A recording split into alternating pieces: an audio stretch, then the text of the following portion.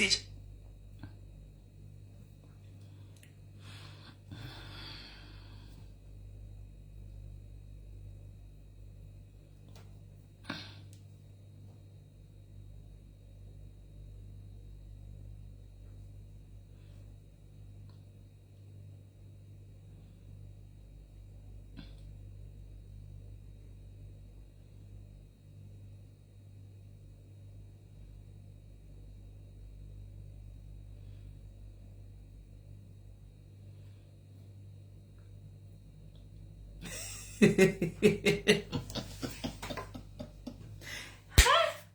My direction anetsa guys.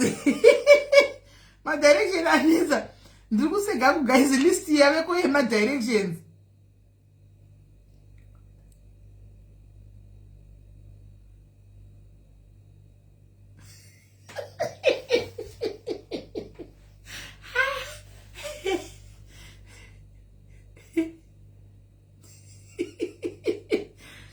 My diaries ga. Saka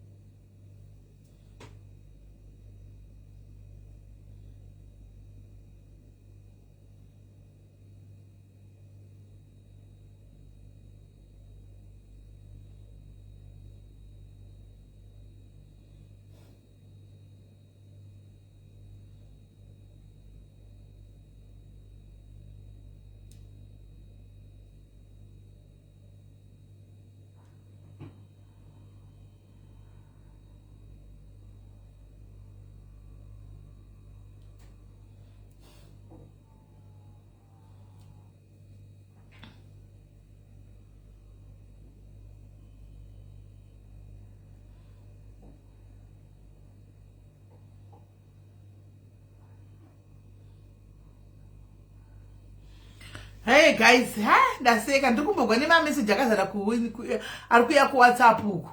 Kwanzi madzimai kwazara, achatokwanisa kupindura kwazara vanhu vari kuda madirection. Saka guys, vanhu vese vane maproblems nai.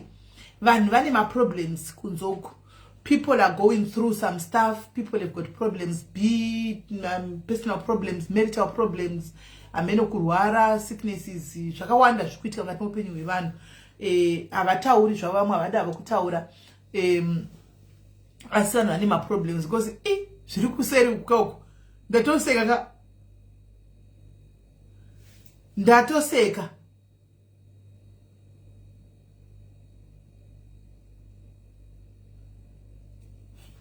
kuti ndatovhundura ndichipedza apa kudai magreen akadai. Ndikati magreen aya message ndedzei. Dzingori direction, tipewo direction. Thank you mwana wamama. Direction, tingori direction. Kuti uyatsokuona kuti iwe yapakaipa hanzi ndodawo madirection. Lilian chimbodzikava. Usati wakuza chinodzi problem mwanangu. Hausati wakuza chinodzi danzo. Kana wazove nawo matambudziko uchazoya uchitiudza. Zvaizvozvo hausati. Hanzi takatakura kuti machingofamba. Oh. Okay, haiwa, don't worry zvinoita. Mwari vanopindira munoenda. Mufambaona mwari wako uchisvika kunosvika uchibatsirwa. Handitika. Right. Guys, pane nyaya yandasangana nayo. Toda kuti titaurirane nyaya iyi ndaiona ndamiteerera line ikaida kundichemedza nyaya ishi. Andimona. So anzi ngoisai panditumire vari kumba vaendewo madirection akaita basa kunyora kuti fambai makadai pano here. Nai vedu kana ndimiwo. Saka nyaya iripo ndeyekuti nyaya iyi kai iri kurarama. Takambotaura pana panyaya yanamai vanoenda kune maboyfriends, vanogara kumaboyfriends, vanokudza maboyfriends kudarika vana. Zvokuti antoona upenyu hwake hwakaperera paboyfriend. Chikuru sei vana vanenge vana nababa vasipo apa. Pakauya na stepfather kana kuti pakauya vana stepmother. Handitika vana vanoto just listen to you all day. You have a gifted speaker period. Oh, thank you Chiedza, thank you very much. Vana vanotosvika pakutoshungurudzika because mai vari kuchusa a man over vana vavo. Vanenge vachitoona kunge upenyu hwavo kana pasina murume anotodecida kuti zviri nani ndi mwana afambe neroad aende zvake, murume aiwa ngarari usiku tisina kugumbatigwa. Vari tinavo padiaries vana mai vakadaro. Sorry, I'm just saying the truth guys. Tinavo padiaries apa vana mai vakatodaro. Varipo motozviziva. You know kuti you are one of them. You are staying with your boyfriend. Mwana wako you don't even know kuti adyei. Mwana wako you don't even know kuti aripi. Mwana wako akabva kumba you are not even bothered kuti mwana ari kupi.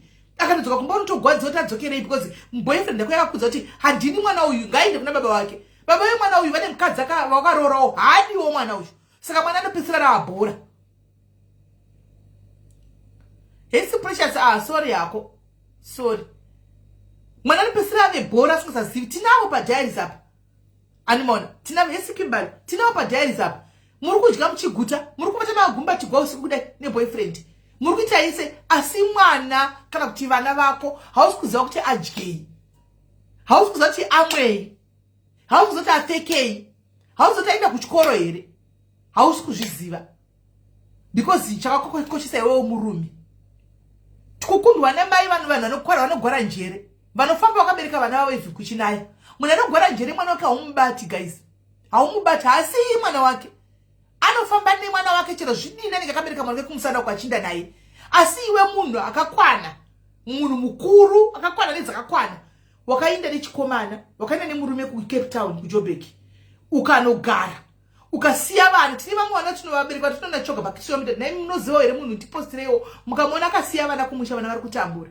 Hauna kucheuka iwe kudya sadza every day. Handika uchidya sparkle every day, uchidya poloni every day, but vana vako havana chavari kudya uko. Handika ndasangana nenyaya iyi ndachema ndadonza musodzi ndachiona nababe muno mchiti nyaya iyi yandaona zvikanzi nyaya iyi ndakaiona. Handika but ndikati handinatomboiona ndotaka kuiona nhasi. Saka vaya vanoti takaiona nyaya iyi, please isita hatina kuiona.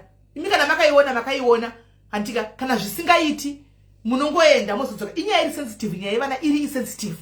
Nyaya dzevana idzi very sensitive, nyaya dzevana munoenda inyu mozodzoka kana tatapedza dzamaza munoziva idzi. Isita hatina kuiona ndatoiona ndotaka kutoiona nhasi. And I felt you know what toga tizvitaura izvi kana chitaura vanhu vese vachiita kunge zvise zviri bho, but vana ava vanozodaiswa ava vana namai pamwe mai vacho vatori pano. Animona pamwe mai vacho ndiri vatori pano. Who knows right? Saka nyaya iyi ine mapati tumira titange nenyaya iyi. Handika nditange nenyaya iyi. Bwana udwa nyaya uyu na mama wangu Tere stepfather kwa mureo. So na stepfather atandiriwa nongo asinombobvira vakambowirirana. Saka kugara kwacho ndingoshingirira hwangu kuti ndinyore grade 7. Okay. Iwe kutaura kuti wanga usikawirirana na stepfather vako. Pawakatanga kugara na mama na stepfather wanga une makore mangani? Ndine 5 years. Ngone 5 years. Saka iwe wakaona sei kuti hausi kuwirirana na baba vanga vapo wanga murume wamai vako? Zvinhu zvandaitongoona ungoti munogona kupara kana mhosva makawanda like musikanzvanoitira vana vadiki. Pamwe pacho ndini ndega ndairohwa ende ndaenda kutoshesa amai vangu mufaro. So ini nangu amai vangu ndaisavaudza zvandaiona. Kana ndiri munhu akanyarara wangu ndaita madecisions angu ndega. So ndakazongoshingirira hangu kupedza grade 7. Ndapedza grade 7 handinawo ndakaudza. Ndakabva ndangosimuka ndakangotanga kungoraramawo life yangu yekungoenda ndisingazivi kwandiri kuenda ndisingazivi kwandiri kubva. Alright.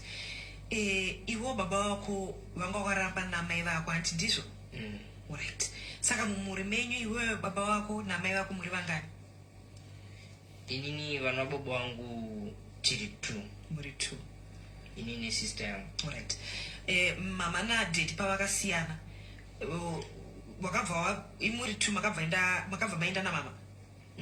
Alright. Tikabva taenda namama. Mino zvinonzi vane kakunetsana kavakaita kumusha. Mumzi wakabva varamwirwa vana. Okay. which is you and your sister muri 2. Alright. Saka pamakatanga kugara na stepdad apa, sister yako yaiwirirana here na stepdad? Inini sister yangu yanga yamunhu anga akura, amuhombe kwauri iwewe. Yeah. Ehe.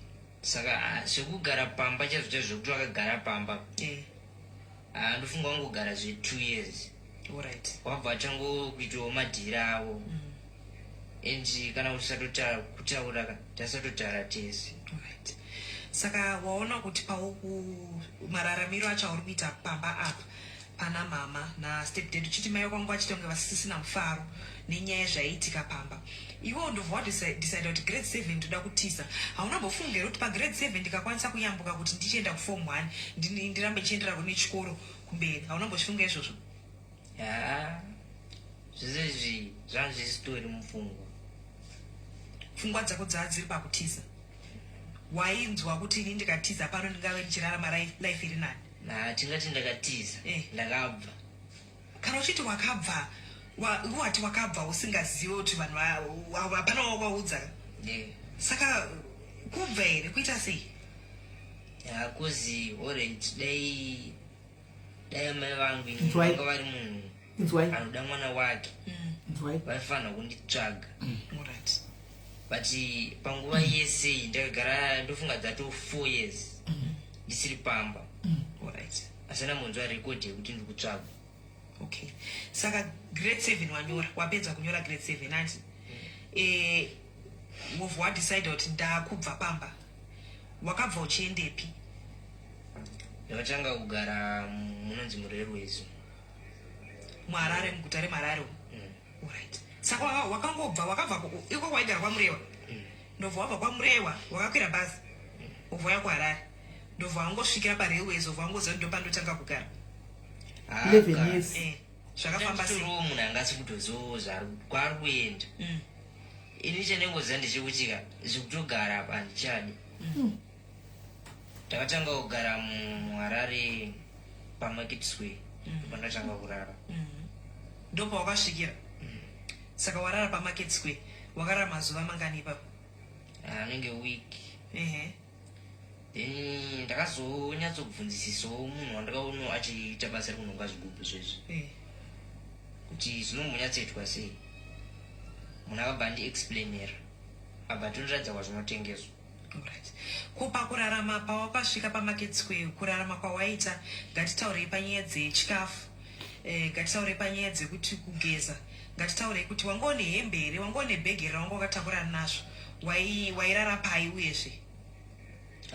Ndandisina kana hembe. Wangobuda zvawangori ndizvozvo? Zvozvo. Alright, ndobva ndaitongorarawo murengi ndomandatorara.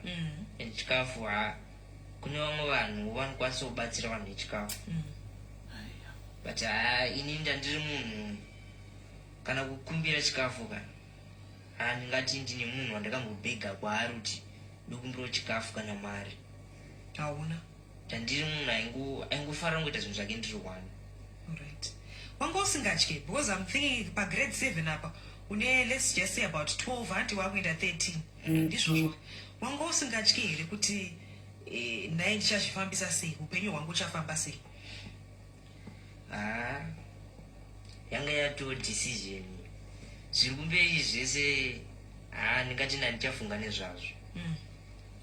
Ini ndichandatongoziva ndichikutongoti ndiri kurarama life. Saka wadecide kuti wakugara paMarket Square waona munhu achinhonga mabhodhoro eplastic aya, ndokubvunza kuti ko zvofamba sei apa, waida kuitira kuti wane mari here ndizvo? Mari yechikafu ndo zvawaitira. Akakutsanangura kuti zvofamba sei? Akati chii? Akandiudza kuti zvigubhu izvi unonhonga zvemahewu nemapepa, kana wanhonga ndonotengesa kunonzi kuRailways. Ndipo ndakatotanga kutoita chibasa ichi chekunhonga zvigubhu izvi. Okay. Tanga kunhonga zvigubhu, but kunhonga zvigubhu uku harisi basa rine mari straight, because pamwe pacho unogonoswera uchifamba unonga zvigubhu zvinoita izvo zvinoita $5 kg. Kuti usise kg pamwe pacho unopedza holiday. Dai nhonga zvigubhu panondotengesa zvigubhu pamwe pacho naenda mazoro doko ndosvika ndotengesa zvigubhu zvozvizvi yava mari yandazokwanisa kuzotenga chikafu. Saka ndakazorealize kuti nemari shoma ikai ndikaramba ndichidya hapana kwandiri kuenda. Ndakatanga kuti kana ndikashanda dola koini ndaichengeta, ndikashanda upondo dola ndochengeta. Ndakagara dzinenge tongoti 2 years ndirimo, ndo pandakazosvitsa $100. $100 iyi ndafunga kutsvaga imba yaita $25. Tongoti pandakatanga kunhonga zvigubhu ndakabva ndatanga kurara kwatazvitengesera kurailways kunjanju. Alright. Ndokwatikatanga kugara ikoko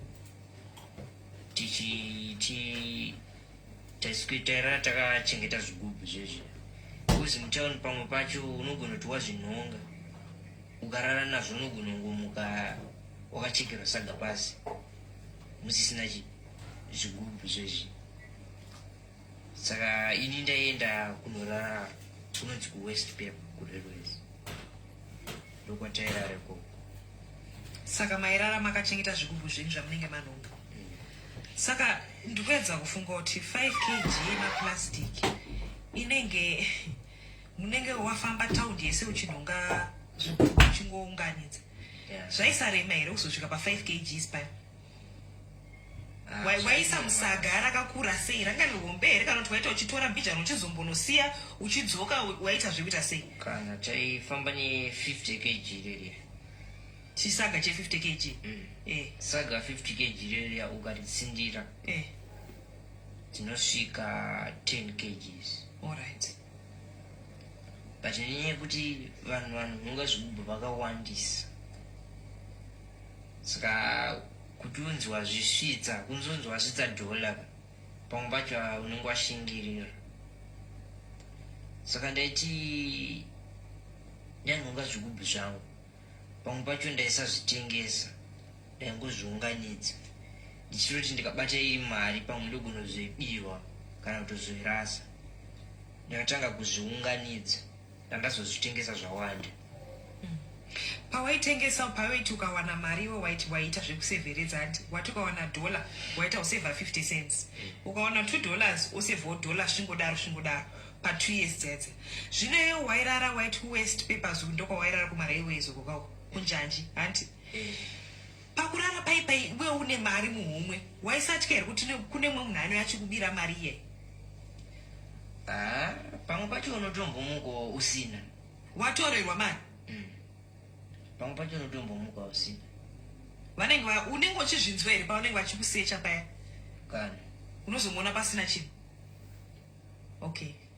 Plus tongoti mumastreet kids aushayi vamwe vanogona kuti tipe mari, unozomuona pasina chinhu. Okay. Plus tongoti mumastreet kids aushayi vamwe vanogona kuti tipe mari, vanogona kutorera mari uchiziva, but unonge watonoti hapana zvekuita. Iwe haunobvira wambotemtwa here kuda kuitwa? Inini hangu ndandiri munhu wokuti life yangu ndanga ndisingade kuti life yangu izonzi yagumira panzira nekuda kwekuzvikanganisira. Though hangu life yangu ndashaya yokunyatsogara zvakanaka, asi life yangu ndandisingade kuti inzi kufuridzirwa hutsi hwembanje, but handisati ndakambozvitrana. Zvanga zviri zvinhu zvanga ndisingatodiwo. Okay.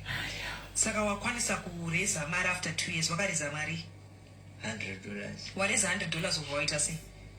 Ndakabva ndatsvaga imba kunonzi kuSouthville Park. Ndatanga kugara kuSouthville Park Pugwe. Saka pane mumwe munhu akazonditi mufana wangu chibasa chechivhenda chezvingoro unokwanisa kutohwaya ngoro ukahodha. Ipapo ndanga ndasarwa $50.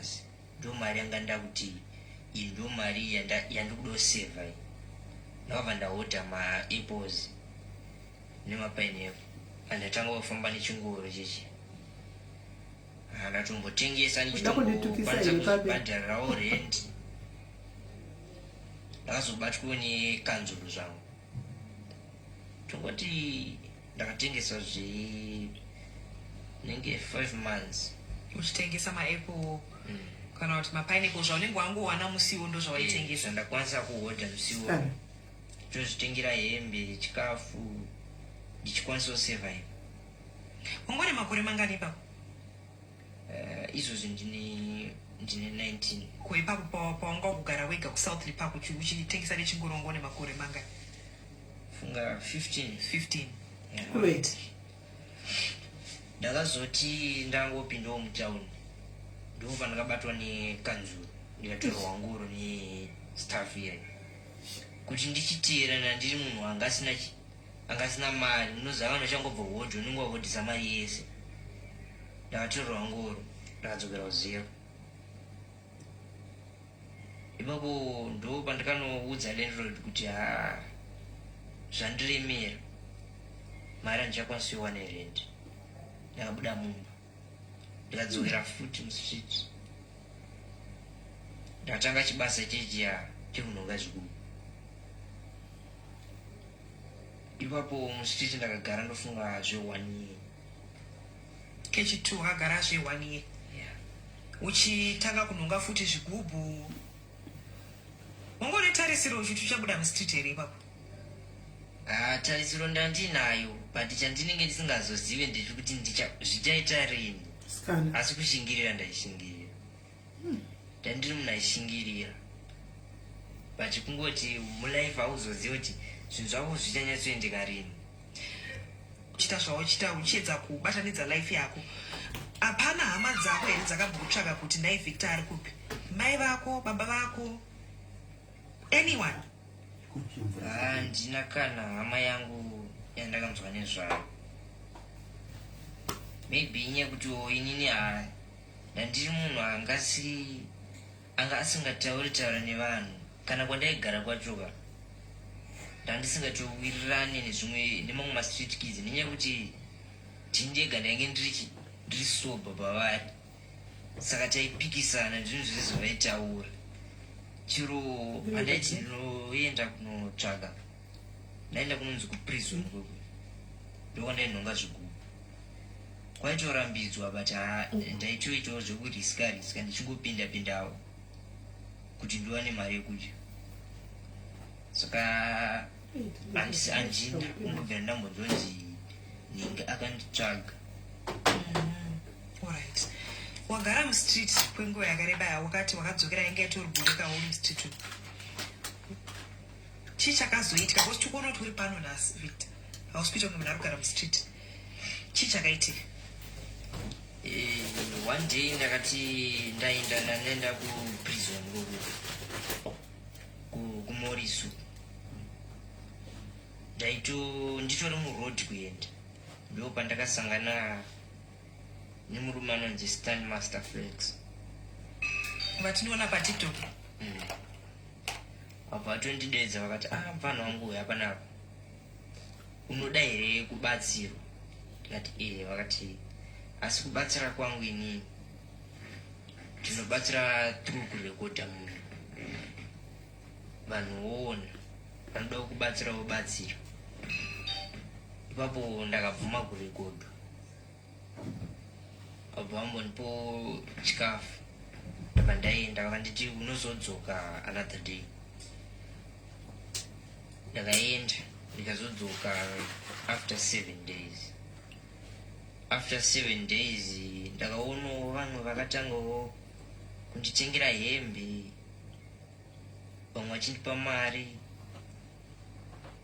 Ndo pandakazotsvagirwa imba nemukomana anonzi Jonathan. Ndachangogara budiriro 5. Vamwewo tongoti vamwe vasitori muZimbabwe vakatondibetsirawo imini madiaspora vamwe vakati ofo mubhedha vandiofa mari ndikazotengawo mubhedha ndo pandakatanga kurarama life iri bhedha. Okay. Ndakasanganawo murume anonzi Herbert Chombo, D4D specialist. Akazouyawo one day akanditi mfana wangu $50 nekudzidziswa basa unodei. Ndikati ndodzidziswa basa. Ndo pandakabva ndatanga kushanda kukambani yake ima D4D specialist. Saka kuma D4D specialist uku ndekwe kugadzira motikari. Alright. Saka pandikudzidzira kanda kugonawo ndozoendawo kuchikoro chaiko kuti ndinge ndamunhu anogadzira mota zviri pamutemo ndinotora certificate. Saka zvaizvezvi uri kumboenda kuchikoro uchidzidzira kugadzira motikari. Ari kukubhadharira kuchikoro ndiani? Ndakatongo-ofwa tongoti kutodzidza kwacho ka mwedzi uchipera ndotopuwawo mari. Kwauri kusenza uku kuma D4D specialist. Ndo mari yaunoshandisa kuzviriritira izvezvi. Okay. So inini pandakakura nandiri munhu anga ane shungu dzekuva drive, ndo chinhu chekutanga chandakatanga kuudza Ngoma Flex pavakandibvunza. Ndakabva ndazoofwa nevanhu veku Passion Driving School.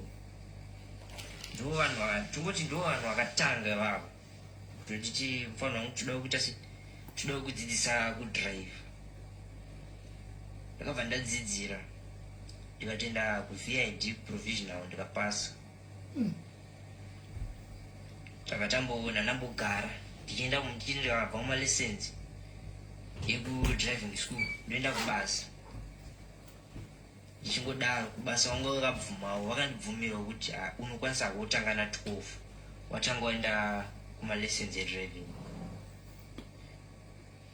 Apa ndakazoendawo kuVID ndakunotorawo lisensi rangu ndakapasa. Chandakatongoona wangu kuti kushingirira kunosidza munguva yakaoma. Unopinda munguva yakaoma ugobuda asi zvinosvika pakunaka. Hapana paungazonzi waremerwa zvekuti ungazofunga kana kuzuraya kana kuita sei. Kushingirira kunosidza manguva yakanaka isingaiti. Wakambofungawo here kuti ndambotsvagawo amai vangu kana kuti baba vangu ndimbovabvunza kuti kosei musinombobvira mambonditeerawo kana kumboita shungu dzekunditsvaga? Wakambozvifunga izvozvo kana hama dzako? First pay yangu ndakaenda kumusha. That's right. Ndakatambira mari tongoti 80% yese ndakavatengera grocery. Stupid ina kutengerwa grocery nemwana usingazivi kuti mwana anogara kupi, mwana ari kuvata paari kudyewo ukamuchira grocery. Ndibva ndasvika ndibva ndatongovato gezeti ndimo muriwo ndanongovatengewo chikafu kozi ndakasvika kuma 3 patakadzoka kwangu achodoka ndandarara. Makuseni mangwana acho ndadoendo basa ndavamukira kuma 4 ndikavaudza kuti ini ndakutoisa ndakudzoka. Kana kubvunza kuti wanga uripi? Ndoenda kubasa. Kwamuri kwamama naStepdad. Simumeroro chidla chikafu raiti kudla chikafu chadini. Hapana zvawakataura. Vanhu ndini ndakatovaudza kuti Imi kwandinoshanda ndaita zvekutoofwa basa. Ini ndakafonera murungu wangu vakamutendawo havo but samai anga ari munhu aifanira kunyatsobvunza kuti makore ese aya ndaimbonyatsorarama sei ndandiri kupi. But zvinhu zvakandiratidza kuti maybe munhu asino basa nenake. Wakazombobva wambowatsvaga here kubva ipapo? izvezvi tongoti last week but wana pakapera mwedzi month ndakabvako futi vakutodla mwana mwedzi uchingopera ndotoende koko guys inyaya inozvisati mozati ndacheka onyeni kuseni vasikana ndacheka onyeni ndachema makambozati sisi hatitani kuchema tiri toga guys vakadzi ndaburisa onyeni ndachema veduwe ndachema kusvikira muri mongoti yezvo kuchiri kuchema nyaya iyi yamaona ndikati ndagwadziwa veduwe asi uchinyatso kufunga guys nyatsokuonai mwana iye ari kudzokera back kuna mai indida kutaura izvi pamwe mai vemwana pamwe vari pano handika pamwe vanotori pano nokuti takungoona kuti vazhinji vanenge varipo padhiaris apa chero mukasakomenda chero mukasalaika kana kuta follow asi munoona hationa munenge muripo zvenyu hanimaona chero vamwe vanopitira kuti hativafaririve vanotouya kodongorera tapedza malive ndo vanozowedzera manamba aya paunozoona yasvika kuma 30,000 views 40,000 views vanouya tapedza malive achidongorera handiti mazviona muri mai rudzii guys vanochuza murume kudarika mwana kuinda ne 12 years kudzoka ane 15 years kana kubvunza mwana kuti mwana wangu uripo ngochera masi kana kutsvaka mwana kana kutsvaga mwana kana asi mai vanenge vachimisa ziditi ravo kumberi kuda kuti ndakazvara ini ndine vana vasingazivi kuti vari kupi kwai musimamuzodhanzi musikana mukuru akangotoinda nenyika katamba yake havatozivi kuti mwana musikana mukuru ari kupi jani zvakaoma ndachema ndacheka onyeni kuseni nyaya pandasangana naye ndacheka onyeni ndikati naye mwari unoona vakadzi vakuru apa kuzvara munozvara gore negore munenge every 2 years kune munhu anenge akatakura mimba achingozvara every 2 years hazvina kushata handika but kana makusiya mwana kuenda ne12 grade 7 ende mwana ane pfungwa dzemunhu mukuru mamona mai vacho vanogona kuve vari pano ipapa saka toda kunyazotaura chokwadi vachinyatsokuchinzwa mwana anobuda woenda hamuzivi kune mwana 12 years kwauri mai vemwana chero akafa vanga vasina basa nazvo ende vanga vasingazvinzwa vakushisa murume kuti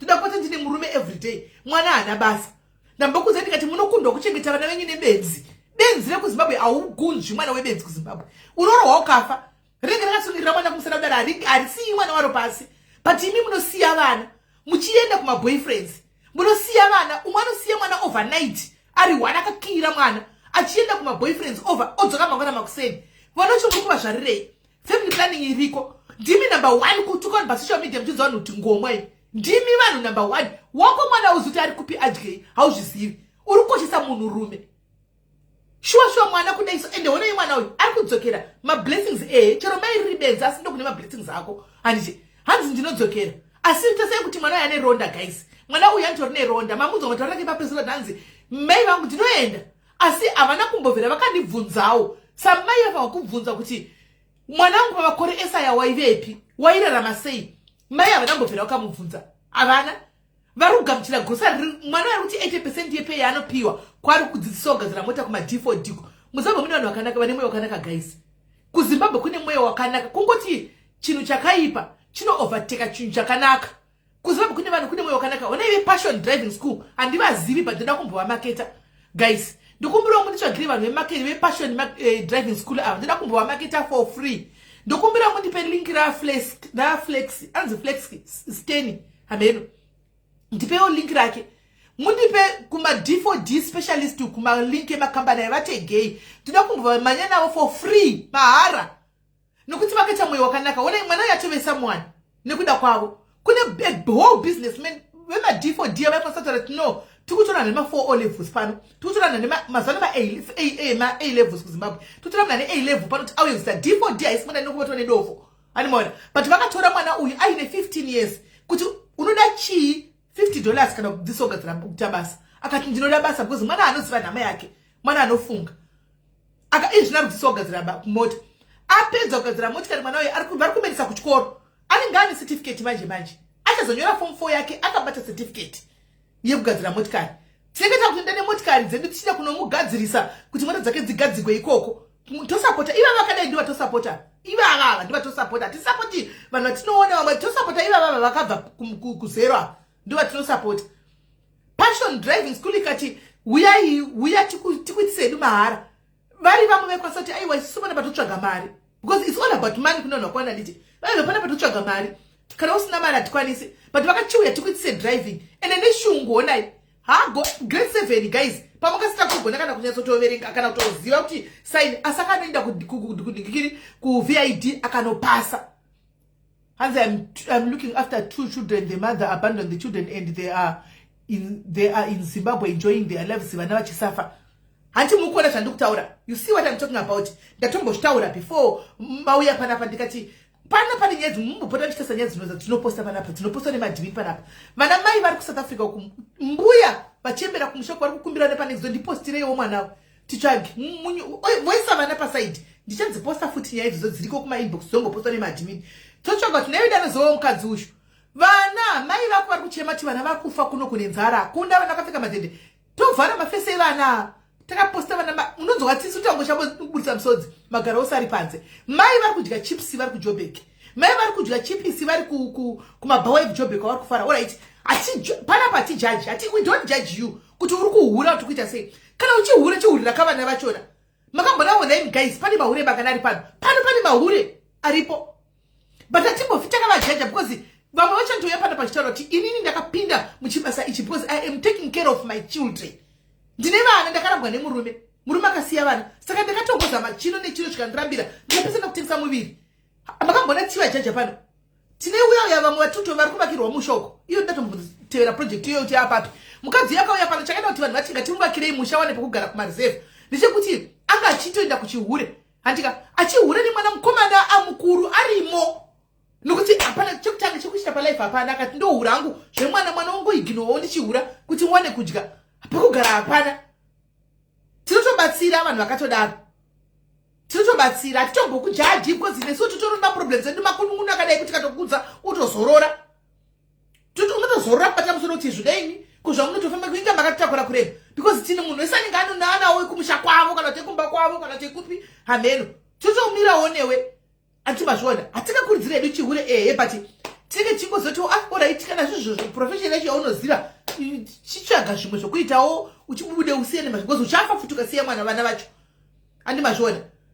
But mai hakusi kuti vari kuhurira mwana wekao vanga vakatogara nemurume vagere nemurume kunonzi kwamurewa ndiko vakagara nemurume wavoko kwamurewa vachimuka makuseni vachibikira murume vachidya sedza nai vachimwa tii vasingazoti mwana wavo adyei vachitomonedzera nemanheru kuti baba chewe chiuya aidambi sambo rekugeza wavo mwana mukomana asingazoti ari kupi guys vasingazivi kuti mwana ari kupi.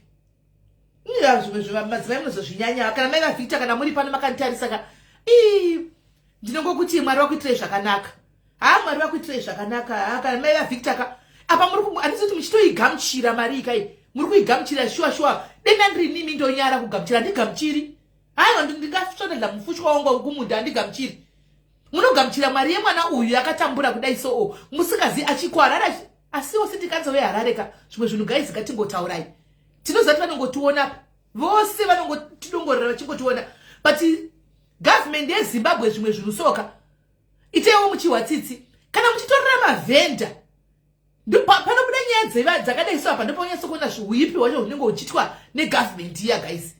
Kana vachitora chingoro chemwana ane 15 years ari kuzama kutengesa kuti awane pekugara motora chingoro chemwana akadaro neyewo ukatora chingoro kuti zvinokunakira paupenyu munhu akutengesa maapple nepaini apple motora chingoro mwana mudikidiki akadai so momutorera chingoro munhu akutotambura kudhara vanhu vanotengesa vanhu vanotambura kudhara anyway vanotozvitamburirwa kuona munhu akunogara pazuva umonganisanenge asinengana stock inosvika $30 guys. Stock yese mungoro haisviki $30 kana $20 haisviki sitikanzoya yotora saka muda kuti vadii muda kuti vanhu vadii chingoro chinenge chisina kana stock imwe stock haisviki kana $10 guys mumbozvitarisa kuna vanotengesa vava because mabhisikisi aya vachitengesa 50 cents mumbozvitarisa $1 for 2 munenge musina chinhu chinosvika kana $5 but vari kutora ngoro iyoyo mufunge muda kuti vanhu vacho vararame sei kuZimbabwe muda kuti vanhu vacho vararame sei asi rivhenda kuZimbabwe ndiani makambopinda muHarare kana kuti kunana kwerigweru kwesu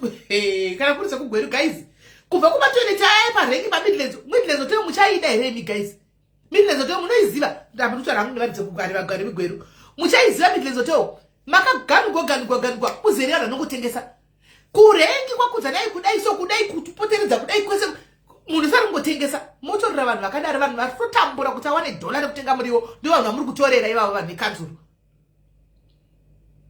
ndi vanhu vamuri kutorera uori huri kuitika munyika hamusi kuona muri kutorera vanhu vekanzuru vanhu vari kutengesa zvavo ndivo vamunotorera. But zviri kuitika muziva pamuzi vashumburesi ndozati uri kuseka chii. Mbomira shumburesi, mbomira izvozvo, mbomira. Ndandoziva kamusekekoko ndeke chii apa. Handisi kuita politics, ndikungobata chokwadi zvachiri. Anoziva, vanozviziva. Even president knows kuti tinokutaura chokwadi. Vane vachidongorera moti vaoni vanotiona wani. Ani mazviona. It's so zvimachona zviri zvongoti vanhu tingofungira nawo kuti munyika vanhu vari kutambura veduwe. People are suffering already in Zimbabwe. It's survival of the fittest. Munhu wese has turned into a vendor kuti ararame. Hani mazviona. Mitoriro yapedza vana muHarare. Hakuna ari kuita serious nekubata vanhu vemadrugs. Hakuna ari kuita serious nekubata. Ndine nyaya ndakakuudza kusora guys, handisi kuti nyaya iyi kai ndakati nchisvika kumba chifonegwa naadmin usiku kuti kune nyaya maiona iri ndikati handina. Ndobva ndatarisa ndakuudzai kati kune nyaya I don't know whether to talk about it or not, because as much as it is vabereki vemwana uyu ngavatsviriridze nyaya iyi vega pane kuti vatange kushandisa isusu kuti taure nezvenyaya iyi. Anomaona musu zvinogwadza guys, hatidi kusara chinyeperana. Madrugs anozikana kuti kuHarare ari kubuda nevanhu vakuru ndivo vanhu vari kuburisa madrugs aya achiiswa kumasuppliers kuti vatengesere vana. No one is talking about it. Hakuna kuita busy nazvo. Vana vapa ndakatasa video ya nhasi makuseni ya baby Don musu akaendeswa kwachidawa kwatafadzwako achida kunetsana nemusikana nevasikana vemo. Mwana akatoparira zvake, mwana musikana akatoparira nemadrugs guys. What is that? Mwana yani akatoparira zvake, pane future pamwana wayo, but unai zvaave angove chikorobo. Ma-artist, ma-drugs, and pasocial media pa guys just say vamwe munotoona kuti uyu kupindura kupedza nguva idombo akarwa nedombo. Dombo riri kuti radominata kwese amuru vari mafunga kuti mari iri kupinda, but kuti kune vamwe vana vari kuurawa nemadrugs ava hazvinei navo because havasi vana vavo. Vana vavo mind you guys havadzidzi muZimbabwe. Vana vavo vanodzidza kuzvikoro kuna naChina, America, kuna UK, kupi Australia, ndokwavari. KuZimbabwe kune vana venyu ini nevedu isu mapeasants ndo vari kuZimbabwe uko. Ani mazviona. So ndo vanopiwa matombo, tenga matombo iwayo kuti vasvute. Vanhu imi munozoti mimi nekurova kuita CID mutora shanga CID Zimbabwe vagoshayiwa vanhu madrug lords. Ngatorei chokwadi guys. Nekuziva kwamunoita CID purisa repaZimbabwe rinoshanda munhu guys. Vagoita sokuti havasi kuziva kudzungaira kunge vasingazivi kuti dombo ndiani ari kusupply. Vagotedza kuziva. Vagotedza kuziva guys. Zvimwe zvinhu ngatingozvinura tinoda kutika sazvitaura ka nyika yedu munozati munhu wese tine shuvire kunogara kumusha kwedu one day. Tine shuvire kunogara kumusha kwedu. Kukanaka nasikazvo zvanaka naisa anoda kugara kunyika inobhuwa kudai so ndiani guys isina kana live. Kune imari hayo asi live chaiyo vanhu vari miserable kunoko. Topeseka kuita zvinhu zvisina nebasa rese nokungotsvaga zvinhu zvisipo. Anti vazviona. Ngataurei chokwadi. Izvozvi vanhu vakati vavhure makemp ekuti vana vaende kuno rehab kwacho. You go after them like this. Tafanza Chidau right now is in prison. Andimoziya. Is in prison. Kuri kunzi wakanofendenyuka nyaya ine 20 years. Ndo yanzi yadzokora itoti mosha irovi.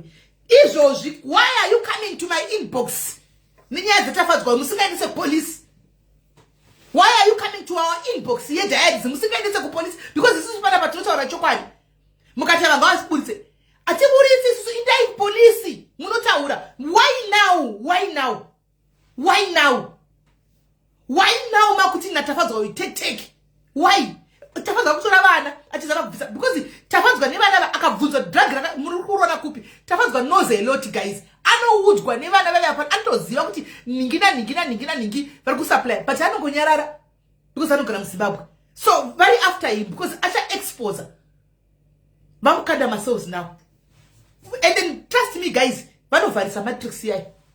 Vanovharisa matrix kana vana vanoivharisa matrix yai. Kuti vana venyu vanyatsa kupinda mumadrugs vanyatsa kuparara.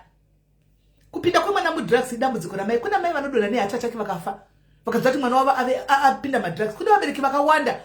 Andika vari kuurawa nevana vari pasi pemutoriro. Kana mwana akapinda madrugs guys, anotanga kutengesa zvinhu zvemumba. Andika anotanga kuti Antakutengesa zvinhu Gambakwe andimutrust Julie. That is Gambakwe is something else. I don't trust Gambakwe team media. Gambakwe it's a no. Believe Shabuda. Julie Shabuda. Gambakwe is not credible. Kana chisaziva majournalist Gambakwe is not generable, is not credible. We are hasi credible. Pama journalist ose Gambakwe ndiye munhu asi credible zvachose. Anongoti nyaya dzake dzinongosangana mangwana akataura ichi mangwana zvosangana zvinakwa zvinoenda nako. Munhu anongotsvaga zvake nyaya dzekungotaura. Handimaona. But kutaura chokwadika vari kuda kuvharisa matrix. Mwana akapinda madrugs antika anouraya vabereki. Vabereki vafana kuurawa nevana vemadrugs because mutoriro uyo yaka dei muchimbobvunzwa nanyaya dzanyaya dzemutoriro kati akarwadziwa inini kubasa kwedu kune mwana muzati ukamboshanda padhuze neumwe munhu handimaona uchingomuona evidence muchitoshanda mese zvakanaka and stuff chero mukazo akazobuda maoko enyongo dzotanzi akafa nemutoriro taitozviona kuti vari kuzviita vachitozviita but there's nothing that you can do and there's nothing that you can do kazotanzi aflya pamusoro apa akanorovera pasi akabva afa ndakarwadza ndakatadziva nese ini ndodisturbika nekufa kwevanhu guys zvokutodaro ndiri munhu anoingari anoita emotional attachment kuvanhu ndakapedza zuva rose ndiri sed handimaona ndafonekwa nemwe muchizonzi unomuzati ndinge akafa akadona ndikati kudona kupi svika kwai akabhururuka anenge aenda pamusoro apa obva afunga kuti I believe I can fly because dombo rakamurova obva anodona handimazviona unosvikotsemuka nemusoro obva afirapo handimaona matombo aya anozviita dragi rakaipa guys harina kumira zvakanaka dragi imboitai mati ndogara chiverenga nyaya dzemadrugs painternet apa madrugs harina kumira zvakanaka anopa kana muchiziva munoziva kuti anoshita madrugs guys mazino ese anodonani mozviziva kuti rinopedza mazino kudona mazino ese rinodonedza mazino blood rako iri rinochinja iri blood rako iri rinochinja kusouth Africa tine macamps evana akadaro vanhu vari kutopora akadaro mwani munhu wotirega nditewo such a camp muZimbabwe vakuiteverera kumasure kuna mai vakaurawa nemwana nemadrugs musi unoyu vari kunzi akatemwa musoro nesana nemadrugs kuZimbabwe kana makaiona panews tingade tiri kutovhurirwa makemba akawanda akadaro kuti vana vaone kuva varifome ende chekutanga vanhu ngavabate antika ngavatsvaga kuti madrug lords ava ndivanani madrug lords noda takadhiliwa nawo before you go kuvanhu vakuita zvemadrugs ava tangai nemadrug lords avatori vanhu vanozikanwa but people are scared kutaura mazita because vanhu ihierarchy yekumusoro saka nyika yacho inonaka sei kana iko kuhierarchy kuriko kune war nyika yacho inonaka sei vana vari vakufa apa ndevani madrug lords chero chinzi ridofo guys unotongojoinidza handika the government should be supporting programs anatafadzwa chidawa idzi anditi hana waexpose atafadzwa izvo zvidati guys ndiri kune nyaya iri kuko kumessenger kwedu kumadhimini vabvunzei madhimini yinza marei wakaenda here kumessenger uko ndenyaya vakandivinga neko ndikangoti ndakaita madhezi ndichiti nyaya iyi kai ndaiudzwa nadhimini ndikati no isiye yakadaro let's not respond to that story ngatingosiya idarike ngavaende kumapurisa kana kuti ngavaende ameno ngavaite dzimwe minzi ngavaende to my surprise till today hakuna mwe socialist musocialite akapiwa ndikikiri nyaya ari kutaura nezvazvo saka yanga yapiwa setrepe yakasechi I don't know indikatati isiye yakadaro just read and leave it there ndichaidelete azvimeke sense guys ndozvana mai vari kukudziridza murume kudarika muvana lucky mwana uyu kauyu mwari ane chinangwa neupenyu hwake mwana uyu guys Victor honei kuti hanzi handinambovhera ndakasvikana utsi ndaisvutigwa utsi kumeso wemadrugs pavana vese masititiki dzese ndindegana ndiri sober vakazama kundirecruita but ndakaramba because mwari vangu ane plan neupenyu hwake mwana uyu saka vana vangani vanochengetwa namwari kudaro vangani 1 out of 10 vanochengetwa namwari 1 out of 10 akaramba vana vakawanda masititikiza tikutoona ari muZimbabwe ari kufamba masititikiza munoona mazhinji aya handika kuri kuti tiri kuvatora 1 tivabvunza tichimukutizeika munonzwa zvakawanda i vana vane kwavanotobva vane vabedzimba vana mai vamwe vakana baba vakafa kudhara mai vakawana mumwe murume mwana akatiza pamba panga pasingasagariki vamwe ndibaba mai vakafa baba vakatira mumwe mukadzi panga pasasagariki vakatoti good riddance to bed rubbish kumwana wavo vakazvara kuti ngazviende zvifambe nenyika haana basa kuti vanyatsosara vachifara pamba imba yemukaitisa pamba imba yeva kutofara mai vavo nemurume imba yevana yababa vevana ava vakasiya asi vana vakadzingwa vari kumastreet ekumasvingo izvozvi vari mumastreet emugweri izvozvi vari mumastreet eharare izvozvi chikomba chakauya kuzofadza mai pastendi yababa ava vana vachitambura pasina kana umwe munhu kana umwe munhu anoti anozoni kana kutsvaga mai kuti vana vangu kana zvevana vava vari papi naimidzo 9 months asi ndedzekutamba here asi dzimwe dzenyu dzakasiyana hadzigwadze here kuti unongotakura 9 months dzekungotora kuti angoita street kid kuharare uko mwana kana tangoita street kid kumasvingo uko vabereki musadaro so especially munhukadzi varume tozati zviri very normal anongosiyamitisa utisa zviri normal hamhende koko hatina basa navo ndosaka tichingoti zvimasecret socks izvi hazvina basa komunhukadzi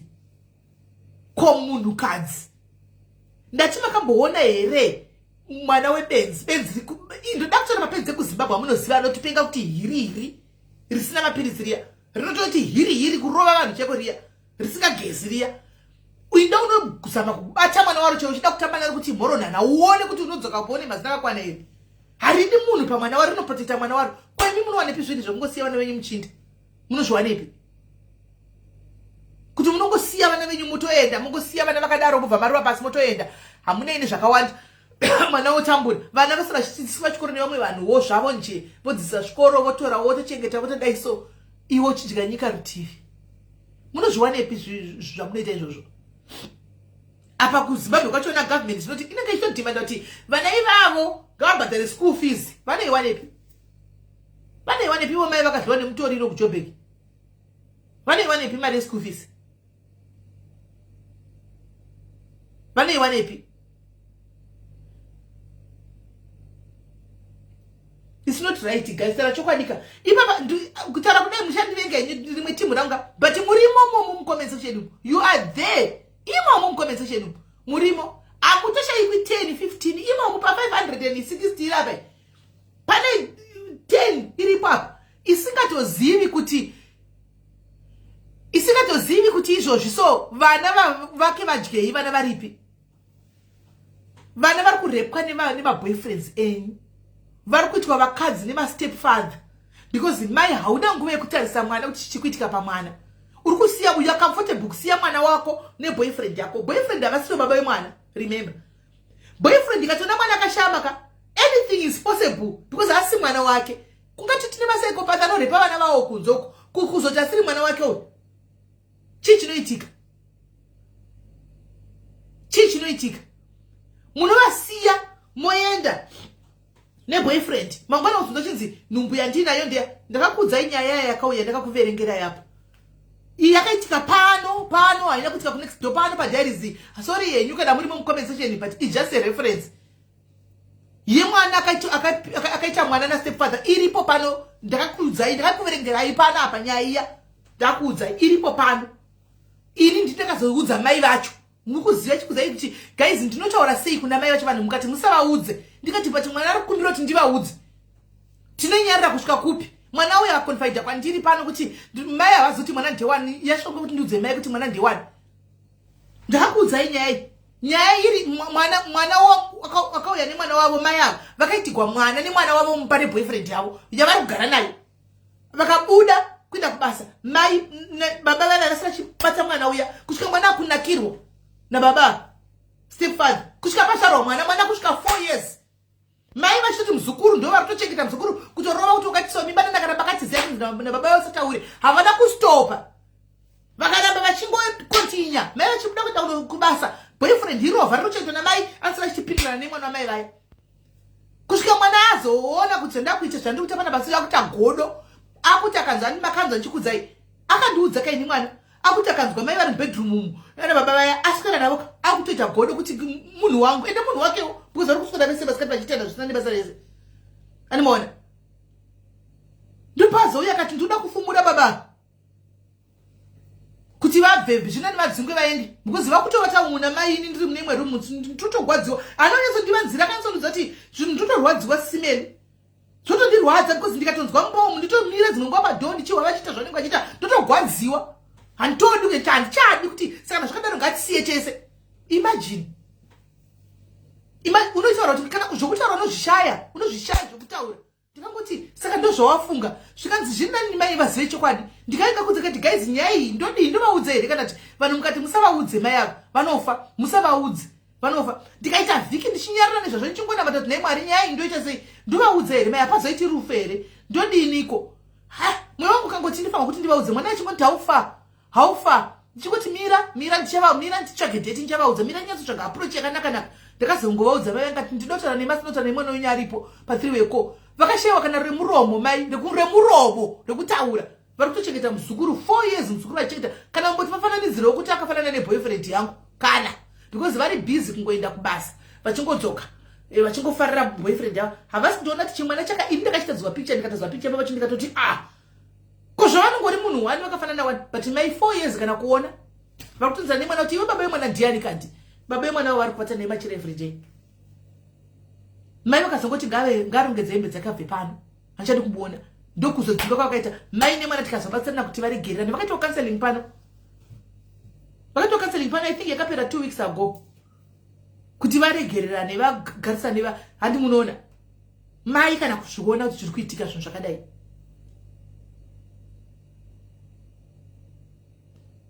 So amene vana mai kana muchizosiya vana venyu ndoba muchienda hanzi simeli read inbox. All right, let me read inbox. Dzimwe nyaya dziri sensitive dzinorwadza kana chokwadi zvimwe zvongorwadza zvongobhowa so zvekwamwari cheko zvinongobhowa. All right, ati inini I can't come live because moyo wangu is still in pain. I'll try to make it short. My mom passed away when I was 6 months old. I was raised by a sister. His sister got a boyfriend. His boyfriend would spank my bums and touch my boobs. I couldn't even tell my guru because living situation was not good at all. So I heard that when they speak kuti, I heard when you would speak kuti, the guy once went to jail and stayed a few years. I saw kuti pano, if I let this go on, I'll be raped foot. When he spanked me, I threatened him kuti, if you do that again, I'm going to report to the police and even say you choked me. From that day he stopped. I see he found a way to get back to me by making my life way worse than my guru. He would come up with things like I refuse to cook for him, etc. And when my guru gets home, she would hit me past an explanation. I preferred to be beaten and shouted at pane rape. So or to give in kuna baba. She got pregnant by this man and I found out she had an abortion when she got very sick and had to go to a doctor because wakati abortion ipaspemuti. When I finally got raped by a second born by a second born who did it numerous times, and when I told her, she did nothing. That's when I left. This nakana chikoro, I went and worked as a maid. I don't know if I can continue reading your story, my dear. I don't know if I can continue reading your story. I don't think so. Sorry, my dear. I always see you. Uri funny pano. You are a top funny, but I didn't know that you went through such in life. Ufunge. I didn't know that you went. But at some point, guys. Comments kanda. So I'm going to detail wonder because you can actually pick, guys. Do not mutarisi my comments. Some comments zinonyorwa nemo munuka. Look at the comment closely. Musadzipindure. Some anigatori unresolved issues, trauma from way back. Irimad. Somewhere they one of our comments. It crossed my mind, but ndakufunga it was this. They got maybe pakukura something more. Panishemuka shinungo itika opa life. Atika judging from my comments. But now that you said the story, I don't want to imagine what you went through with Madam Dick.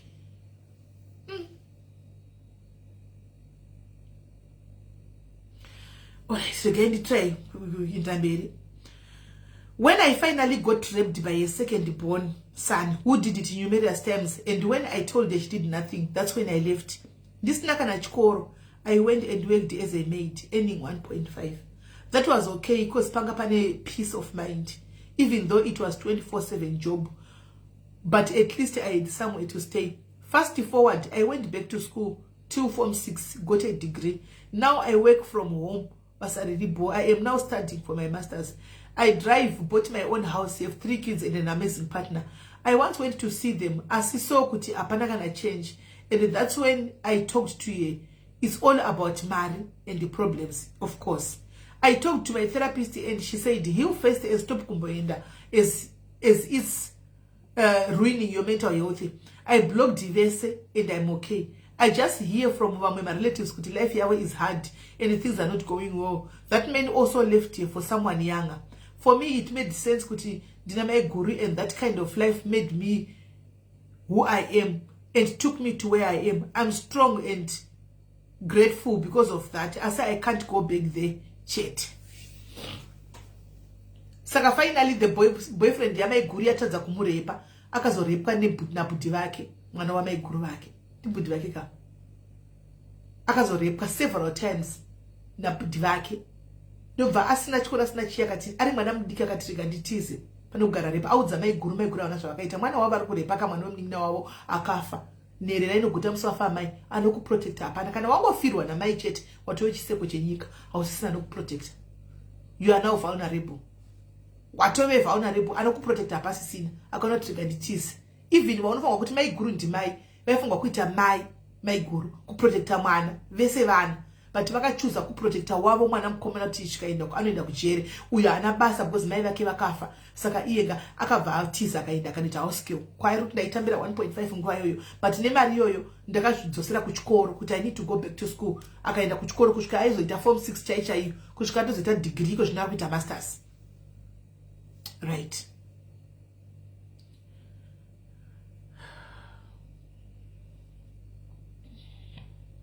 Zvakaoma.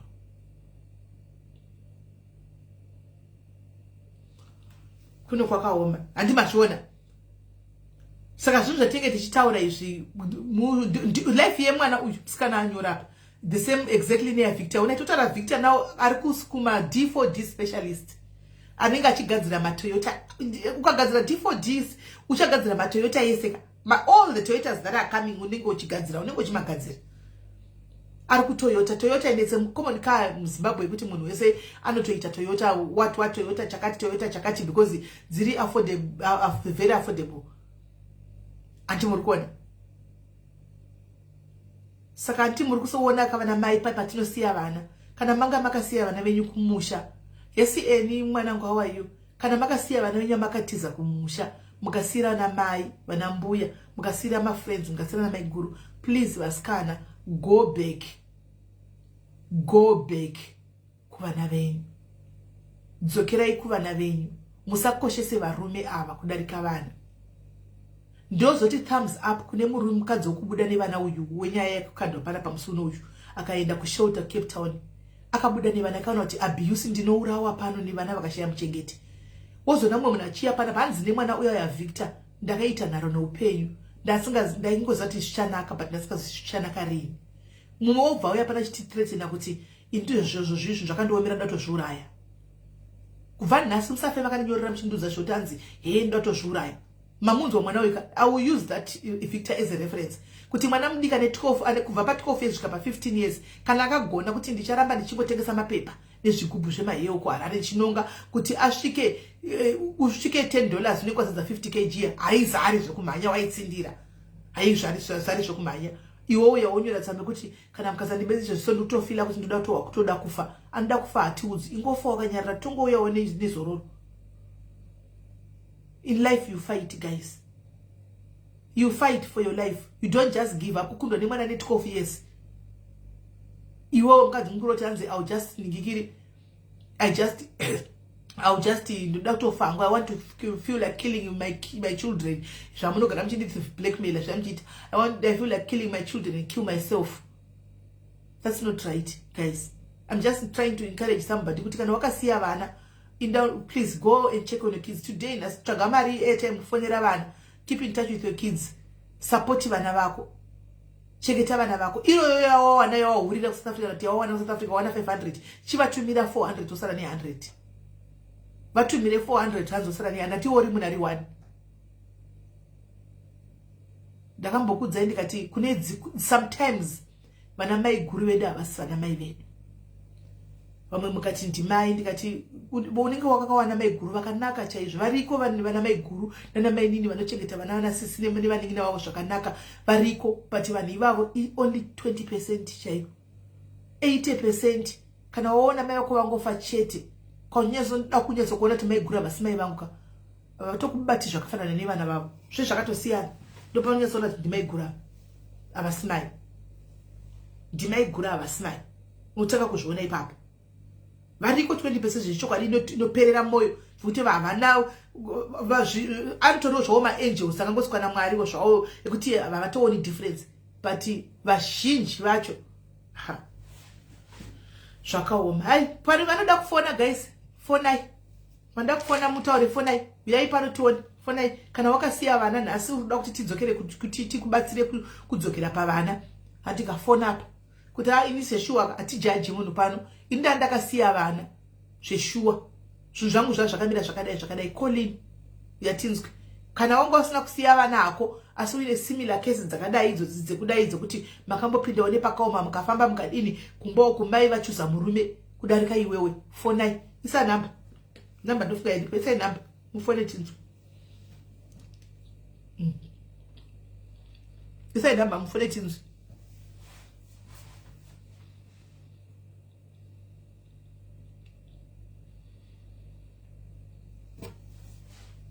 Say number.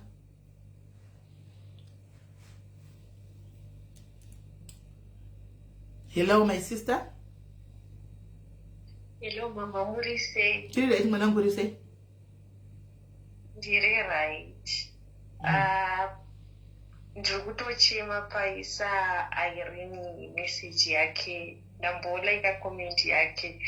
Zvakaoma. Vabereki vatinosirwa ava. Vamwe vacho kana wapuwa ane moyo wakanaka unofana kutenda Mwari. Seni ndoda kutenda Mwari because ndakazvarwa mama wangu ndopa afa. Ndikasara ndichengetwa nagogo wangu, then gogo wangu wakafa 2018. Last born ya mama mupamana mama mainini wangu. Ndikutoda zoti maini ndongowati mama upa kare ndichitori mudiki. Ndongoda watenda sisimele, handizivi kuti ndowatenda sei. Vanochengeta mwana wangu, ndakarorwa ndikasira nemurume tikadivorsa, nditoriwo kuno kwandiri mwana ariko, but zvese anomuitira zvese. Saka inini handongoda kutenda, anongoda kudza madiaries kuti kana uinaye wakasirwa wacho ngatichiite zvinhu zvakanaka. Yes. Tivachengete chivade. Yes. Yes. Ndochete zvandachida kungotaura sisimere. Thank you very much. Right. Ari kuti ndoda kutotenda vakamuchengeta zvakanaka. Variko vanochengeta zvakanaka, but vashoma. Vazhinji munoziva zvirifanire nganyanyisa kuza as much as chiri chokwadi chinorwadza, but chiri chokwadi. Vaningina veda madzikoma edu anototida right now because kazhinji kacho tiri kuvajega life dzavo dziri kurana because of us. Nasi tikanzi ndadona ini nemusazvota life inongochinja kudai. Nasi ndikafuma life yakanichinjira kudai, so ndakadona ini nika akafuma iye ari nani, but ameno zvine but Mwari soka ndomunoona kuti Mwari vakangooma, so ameno zvavanoita Mwari. Iwe une moyo wakanaka ndione tosumudzwa mufamily tusumudze vamwe. Ava vane moyo yakaipa vanenge vachitokudira marika avapuhwe mari yacho vachatasa kwauri iwewe, because ikapuhwa kwavarika iwe ukashayiwa ka haunoita romberi kupesera mhuka yavo chaivo. Halo kola. Hello Sisimeni Murise. Kurise. Naida kutaurawo kukontributawo hangu pane ava vabereki vatinosirwa ava kuti amai pamwe vanenge vakafa nababa vakafa. Vaitwa ivo matoxic anamusara pavana apa. Takuvara vanhu vaMwari achikunyepera. Ko black market. Black inonzi black. Inonzi black what? Black tax. Isusu takabarwa tiri 9 nyumba medu. Zvatakabarwa tiri 9 nyumba medu. Baba vedu vakashaya like tati vana vadiki. Tiri 9 kudaro takachengetwa nesingle mother. Amai vedu vakatirera vachitengesa chibage. Chibage chekunohodha mapurazi. vaenda neshuga mapurazi vachinohodha achibage chechi voya voita sei vachitengesa pachigayo location kwataigara vachitengesa vachiita sei vachina mapurazi vachichinjanisa vachitengesa nembanje ndicha vaisungirwa kazhinji vaisungirwa mbanje vaindonohodha mbanje kumusha kweduku voya votengesa vochinjanisa vachiita sei vachichengeta tiri 9 kudaro hapana mwana asina kuenda kuchikoro tese takaenda kuchikoro mai vakazoshaya tatokura takutanga kushanda isusu vadiki vacho ndatakushanda vamwe vanga vanguri vashanda zvavo mai pavakafa musi wavakafa munin'ina wavo vakabarwa navo vakabarwa vari 2 akataura so tiri kumakuva akadedzera especially kwandiri vakati anzoni ava handi vafa ava uchaita vekutsetsa like kuveza mai vako uchaita vekutsetsa novadati alright its fine inandakura hangu ndakuzvishandira ndakangozviudza ndega ndikati munhu aindida aita seafa sisi meli takabatana kudaro tiri 9 like hapana problem yaiwira mumwe makamusiya taitabudzalast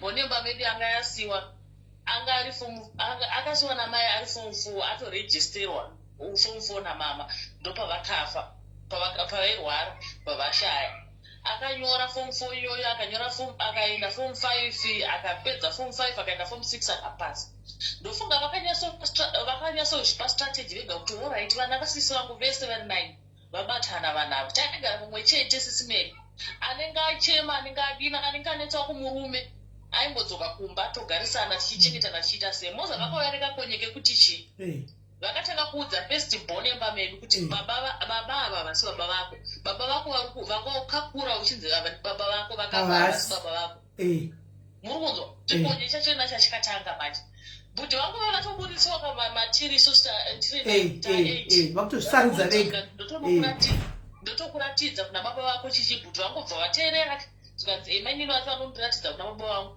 vaenda kumusha kwachona kuri kunzi kuna baba vachona kobva kusvika baba vachona vari kunzi vakafa vanyarara vavauya kune number 6 ngozi ndiri number 7 vauya kune number 6 vamuudza zvikanzi iwewe baba ava vasi baba vako ava vakafa uri kunzi wokwanhingi hausiri wewe ukwanhingi baba vako ndovaza hanzvadzi yangu yobva handifonera bva handiudza zvikanzi uri kunzovera zvekutaura mai vako kuvatanga kuti hanzi inini handisi mwana wokwanhingi ndakati asena navo vanoita sei vanopenya bva vati dhumu bva vati kwandiri ndovandavaudza ndakati imi maitadza nei kuzvitaura sisi venyu vari vapenyu makuzozvitaura nhasi zvokuti ini handisi mwana wokwanhingi makatadza nei kuzvitaura sisi venyu vari vapenyu iwo wakanyena mai wakati wakahani munotambotaurwa kublackmairiwa kunzi hanzi wani ukaita problem usanditsvage ukaita problem usanditsvage chichi saka ndakavaudza ndakati aiwa inini ukama wandakandinawo ndaive neukama nasisi venyu ndandisina ukama nemi sisi venyu ndo vakandibara ndova ndotenda kuti vakaita chakanaka imimi fomofu nevana venyu garai nevana venyu ko koze inozima kuti paradzanisa like munhu wese wefamily vedu vari kungomuudza kuti iwe baba havasi vakwavo inini ndakavaudza ndakati imimi muudzai venyu vana 4 muvaudze kunana baba vavo muzotanga maudza isusu kozi imi mune murume wenyu mune vana venyu 4 muri happy muri ukoko but imimi sei muchida kuchiparadzanisa isusu saka simbeli mumafamilies vanhu vari kutambudzika kunyanya ivo vana mainini ava hama dzekwamaiso tabhoe varipo ipapa pamwe vari kutondidzwa palive vakatanga kuwatsa kutopedzera nevanoziva tanzwa tabhoa navo vanhu ivava mwari dei angochengeta vabereki avo vanhu vangokura vana vakura vasikana because ukada kunyazozvigaya kuti tikafa so vana ava vanisa vachitei kana uri maika vanisa vachidivika gaizi mweya unotsemuka nepakati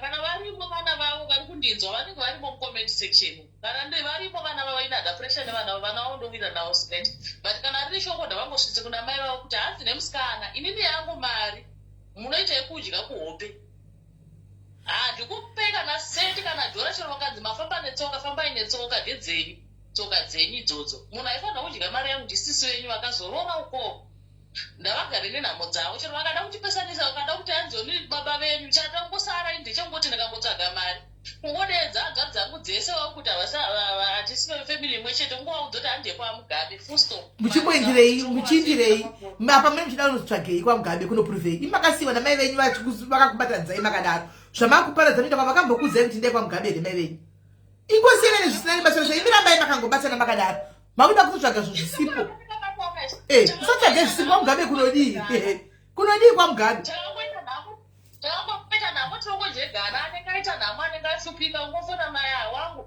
handina chakati simple makawanda zvokuti do 9 makawanda zvokuti ramai makadaro nai mutimu yebhora tokuti ta8 kozi budi vakataura vakati hanzi acheza amai yavo but vakabviswa vakafunga dzavo dzakabrainwash haisi mhosva yavo makudaenda kwamugabe mhosva kwamugabe kwakononyetso nobuda zvechokwadi kuti 6 venyu muna nababa vakasiyana matoita division manga makabatana musaenda kwamugabe imi ingoziva kuti muna mai 1 chete zvababa yani basa rei pane basa rei kubaba wacho dzamugurukire kwamai dzimwe hama dzatinadzo dzemurodhi dzatisina kana ukamana thank you takatowana hama dzemurodhi isizisiri hama dzeropa kudiko aro hama dzemurodhi tine hama dzedisu tina hama dzemurodhi nai izvozviwe unofunga kuti ndikafa nhasiwe ndikafa nhasikadzi kwai hama dzangu dzatiza kuuya do you think kuti panashaiwa madhairi anondivigai unofunga ndinonzikai vari kuorera kumoshari ine madhairi dzati vatakunovatora isu vana godhoni vaya vantakati kutonovatora takutonovaviga takamboonao vachivigawo braid vasina ukama navo hapana chakaitika isa kutonovavigawo ndotovigo zvaparara tonomira shamwari unomboziva kuti ti hama dzimwe matoxic hama hadzina parasite vana baba vakafa kusaidi kuno kwatinogara vakafa vachidzadza hama yavo vakazofanzi vakafa nekenza rimwe zvapera vachinzi vari kuramba kutaura kuti hama dzavo dziri kupi hechichi dzisimene vabara vavo vakavigiwa pasina kana hama yavo kuvigwa tikuviga hedu kana uri wedu tongokuviga izvo zvokuti kwai chichi zvemufirimu zviya takavaviga mukoma yeduko chii chakaitika ndo zvakatotipa prufu yekuti ukafa iwe nhasi ukashaya kuviga tinokuviga isu uviga iwo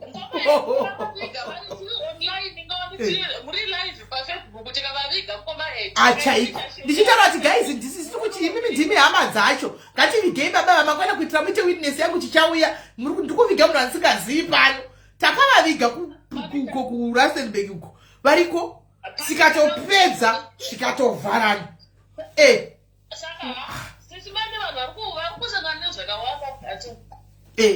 vanhu vakandivhunusira musavige uno zvinozodai ndikati guys inini mweya wangu uri kuti ndivavige baba ida kuti vaviga ini ifollow my heart takangovaviga sizatove 4 years vatove 4 years vatoenda right ava vari muno right vakuzati ndiri palive era kuti ndine nyaya yangu ndivaudzi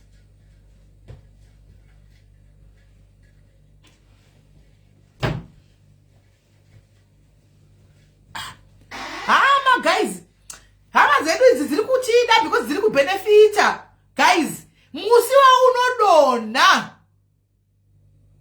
kwanzi if I die please you and my kids be Irene guys mukanenda kuti ndakurudzira Irene ndivige comment hani mazvowaka maiona mariona kawiwira nyogwa apo wiwira nyogwa na Irene mariona kandongofanira vana va Irene tisu tanga tiri sisi mai venyu family dynamics dzakaoma saka taya kuzobesera kuviga tinotoviga isu madhairi toviga manje isu kuJoburg ndakapa ushingi kuJoburg uko kushingi wavanawo vakuviga kuJoburg uko vanoviga atoviga tina kana zvikuti kwai mangwana isu halo kola halo sisimeni makadini ndiri right muri sei ngoni ndiripo zvangu makadiwo tiripo inini sisimeli ndaito dambudziko ndine mwana wangu andakaunzwa ane 17 years yes 18 ndobva aita mwana ndobva atorerwa mwana ndobva aenda mucare for almost 8-7 months kutoitwa machicks kuti ndizochengeta mwana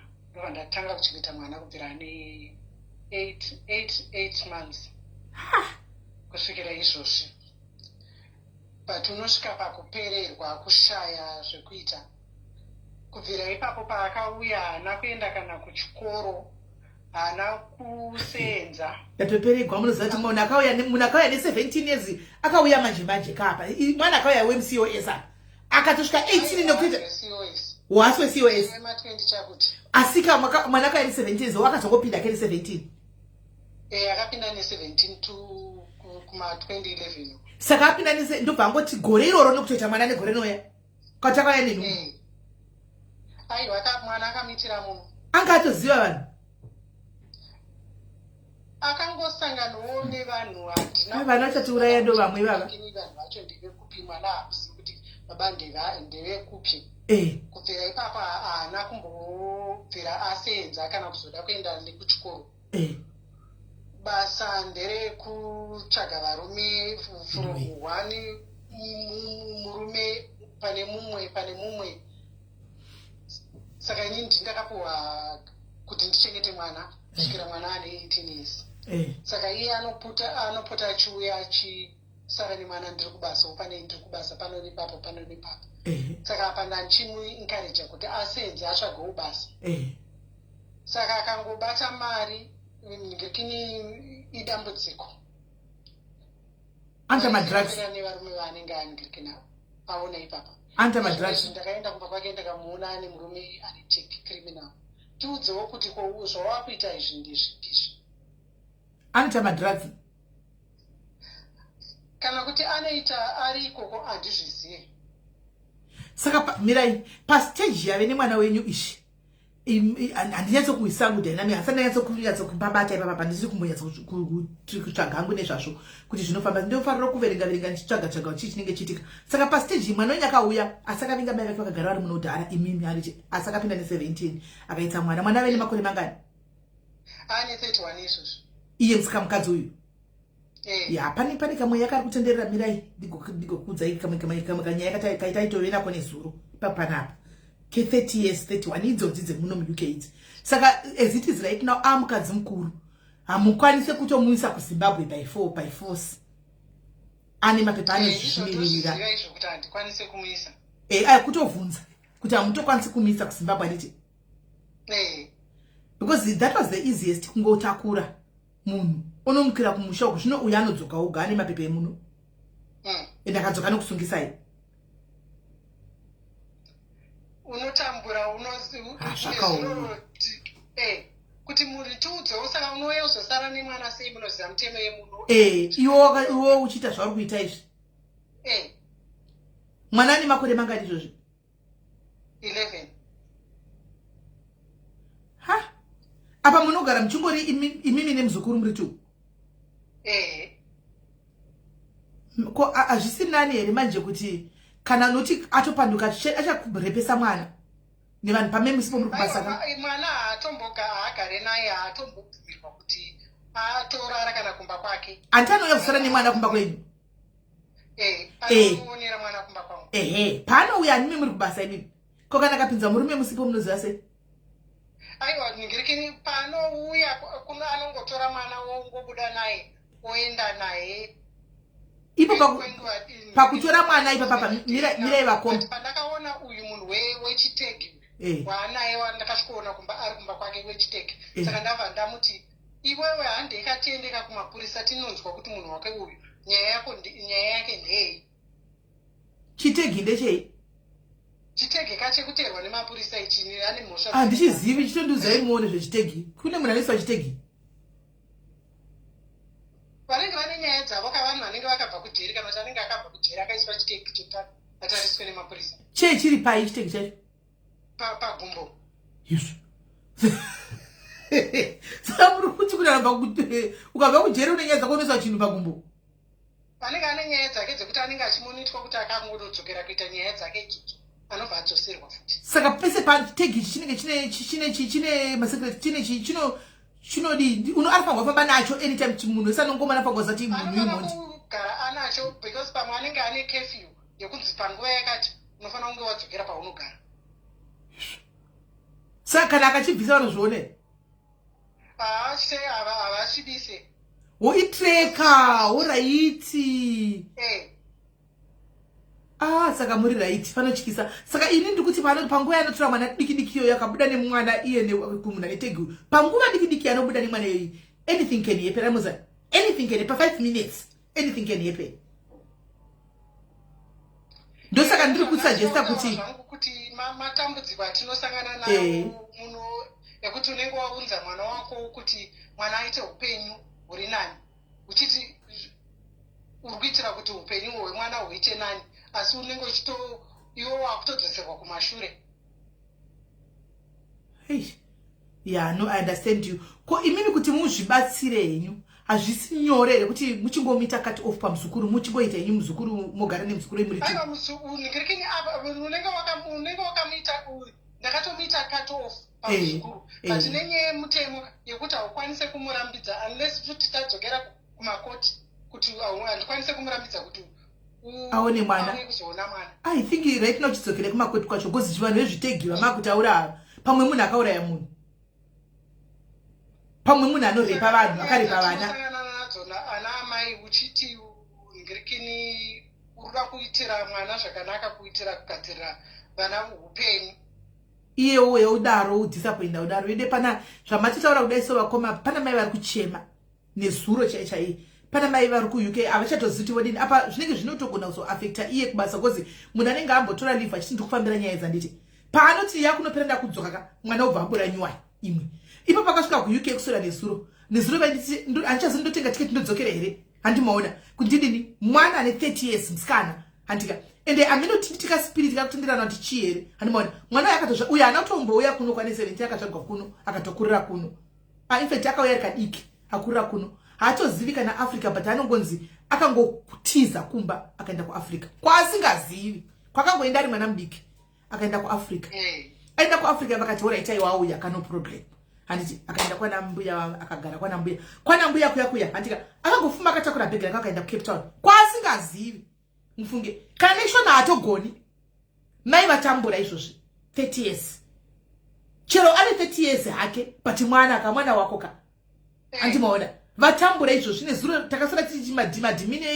ediaries kuCape Town kunchiti tsvagai mwana uyu vakamanaja kumuloketa handimaona vamuloketa people are now taking advantage of fear hanimunoona they are now taking advantage of fear because hatogoni kana chiona zvoti vamwe utofunga kuti taura chirungu chaanodada havasitoziva kuti mwana yana kurira kupi kuAfrica iko kwakakurira kunoko handimazviona apa mari aive nayo hachina vari kumudyira kava vakati abva London vakamudyira mari hachina mari maiko zvinova kutoti takutoronga nemadharisiti vatsvage imba vabhadhari uri kuitei iko kuruda kudikwa nzinoda kugara kunoko ndoda kushanda ndiri kunoko munhu angakuita dhigiri rake mufunge just like that haasvuti madrugs haakupa madrugs kuti nditi mweya rudzikana namai vacho vari vakusvika kuti vodii izvozvi zvinongotongoona kuti zvine mweya mukati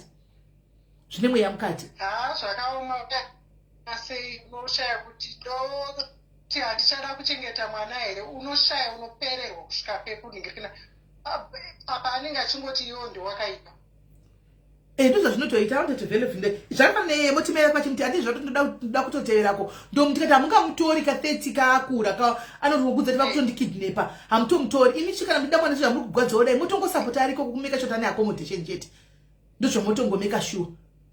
Imagine akabva kuno kuenda kuZimbabwe kungokwira kwaasingazivi kungoenda kuCape Town kwaasingazivi akatomborara mustreet akambobuka B&B akanopinda mari kapera izvina kungosangana nevanhu kusvika mai vatoti nezuro kakuchichagwa imba kune mwe admin ari busy zvozvi kuti atsvage imba arofisini padhuze kuti vanenge vachikwanisa kumumonita kuno kwaachadi kuzviwa zvokuUK just like that haazivi Africa but achadi kuwa zveUK. Zvakaoma ndomatambudziko atinosangana nawo ana amai. Shame, sorry yenyu mufunge. Sorry yenyu. Tine imwe chiri vachiri under counseling dendambo kutsanangurira pamwe zvaikuitira yewo kuti mwewe uite nani. Yemwana futi iwa yava kwati kure ive muno muUK. Zvino ava vachiri kuma counseling izvozvi. Pano aisati yapera pamwe ndaizongoita kuti mwewe uite wait izo tinyasona nakawanda musangana nenyaya dzakadai. Asi kungoti pamwe ningo satoda kuti sheiwe nditaure sezvo vachiri kubatsirwa. But chingoramba imakangomira pamnyama tasikana zvikaomesesa kavakomaka aiwa dzokera izvenyu kukoti muchingomukata off mosara zveine musukuru wenyu napana chakashata regai yasoenjoya asingasviki kumba kwenyu asina kumanikidzwa kunzi yaone mwana asangane nelife yake zvichamuomera achadzoka zvake but ngaambonomegwa ari kure nemwana uko kokuti anozoita toxic pamwana. Kana zvanyanya kunesesa munotongotora inonzi tough love munotongotora moyo iwoyo wokuti apa protecting muzukuru wangu ari innocent asina chaanoziva manje so I'm going back kukoti moedzokera nyuko kuti because of 1 2 ipapa pamunoona vanhu vevatega tore mapikicha muite evidence torai mapikicha mugare mune evidence kuti kuti mangwana kana maenda kukoti munoburitsa kuti vana vane hatizivi kuti moshandei chii. Saka inini ndiri kuti for now ngamboita zvavanhu vake kuuya pamwana no, it's a no. Obhaniwa kuuya pamwana mosara nemuzukuru wenyu muri 2 makadaro iye murege aendi zvinonetsa here. Vachadzoka, inonzi penga udzoke, vachadzoka. Alright wakoma, sorry yenyu. Alright, sharp sharp. Zvakaoma guys. Maproblems ani munoona. Right. Tererai munzwe. Hi Sisimeli, in entry team with 31 years. I also came in 2011. I had a baby first year of uni at 21. But I have managed to turn my life around. I understand this issue, drugs, and the underlying trauma that we faced from being separated from our parents for a very long time. I am volunteering to assist with these issues if you need help. Right. Uyu arikuma 31 ukoko ushu. Arikuti wakapinda muno 2011 anditika akaita mwana imoba makore wayo anditika pa 21 akamanija kuenda kuchikoro anditika akaenda ku university akapasa akamanija kuita turn around life yake. Arikuti ndino understand life yema drugs anditika iyo iyi and arikuti trauma yekuti takakura tisina bond nevabereki takasiwa tikuri aya pamwe pacho muzvitisa mirai tauri chokwadi papo pamwe pacho munozvitisa vasikana ma 31 makasiwa muri vana vadiki ku Africa ichokwadi antika vana mai vakauya kuzotsvaga life kuti murarame life dzakanaka asi kazhinji kacho anti vana mai vazhinji havana kudzova vasingadzoki gore negore kuzokuonai because imini sevanhu vave mu-UK macho munonyatsa kuto understand system yemu-UK kuti mai vangasakwanisi kuuya because mapepa awani kuzvokumhanya vangasakwana mapepa but mai vaita mavideo call newe mai vaitaura newe mai vaiprovida zvese yes manga musingaona nini person but now wakura antika wakuunderstanda kuti nebhaka yei mai vanga vasingauyi kuti ndive navo pafair paground anditi azvikuzokutumire kupai passport yekuti muite musika zvamuti anzi tine trauma yekuti takasorera maitiro vanavadiki pamwe pacho naka mai vanhu vakuru ukagara pasi ukangozviudza kuti alright mai vangu zvakafanana nemunhu anofirwa namai vamwe venyu munofirwa namai anditika uri kuno ku-UK usakana sendire kuenda kumusha panguva yekungonzi mai vako vafa kana kuti mwana atofa hauende kunoviga mwana hauende kunoviga mai unozobatirira here izvokuti nokuti mai vakazodai so but kana wave nemakore asvika kuma 20 chakadaro 28 29 ama age kuti you understand kuti okay that trauma yacho yaindishungurudza yaya antika I have to let it go because I'm now in the country. I now know kuti mapepa yaya anga asina kuwanikwa vaiuya sei wavepo paground wakunyatsoziona kuti bepa ari arisingaoniki zvokumhanya saka vaiuya sei yes kana uri kuafrica unongosinga understand is true ningosaka but vabereki venyu taura chokwadi vazhinji vacho vaizama kuti murarame kalife kuti hamufile that gap rekuti hausi kuona makaenda kuma-best schools andika vazhinji vacho hanzi we now understand but the gap is still there but nai divine the gap is still there. What do you want your mom to do? You understand the situation right now, right? Kuti vakasakwanisi kuya mapepa anga asingawanikwi and wakuzviunderstanda gap riripo. How do you want her to close the gap? What do you say? Maybe I'm missing the point. Let's call a spade here, guys. What do you want them to do? Divine, what do you want your mom to do? What do you want your mom to do? You are now an adult.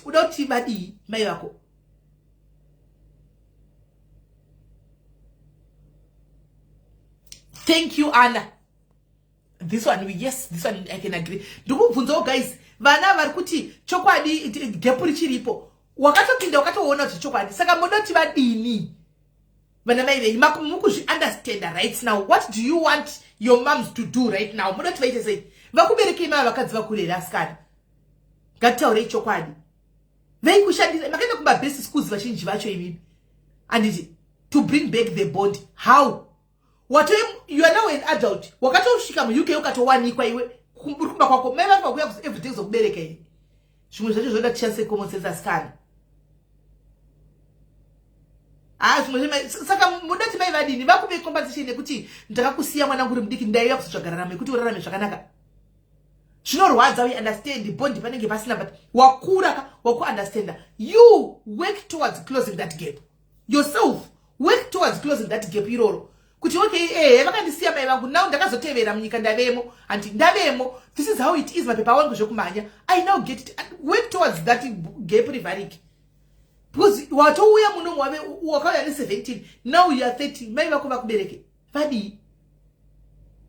Muda kuti vadi. Kwazi potoda ma bonding sessions. Saka iwe unofunga kuti bonding rinoya nesession. Ngatichaure chokwadi. Imi guys chiri kushokona kubatira pamusoro ichi kaichi. Bonding rinoya nemasession enyu kuma therapist uko. Imi. Hello Kola. Yes, good to say. Ndiri palive handiti. Ndiri kunzwa muri kutaura nema-30 years nemachichi. Bedwe, overall thing iri kuitika ndeyekuti pane mweya wevana uriko.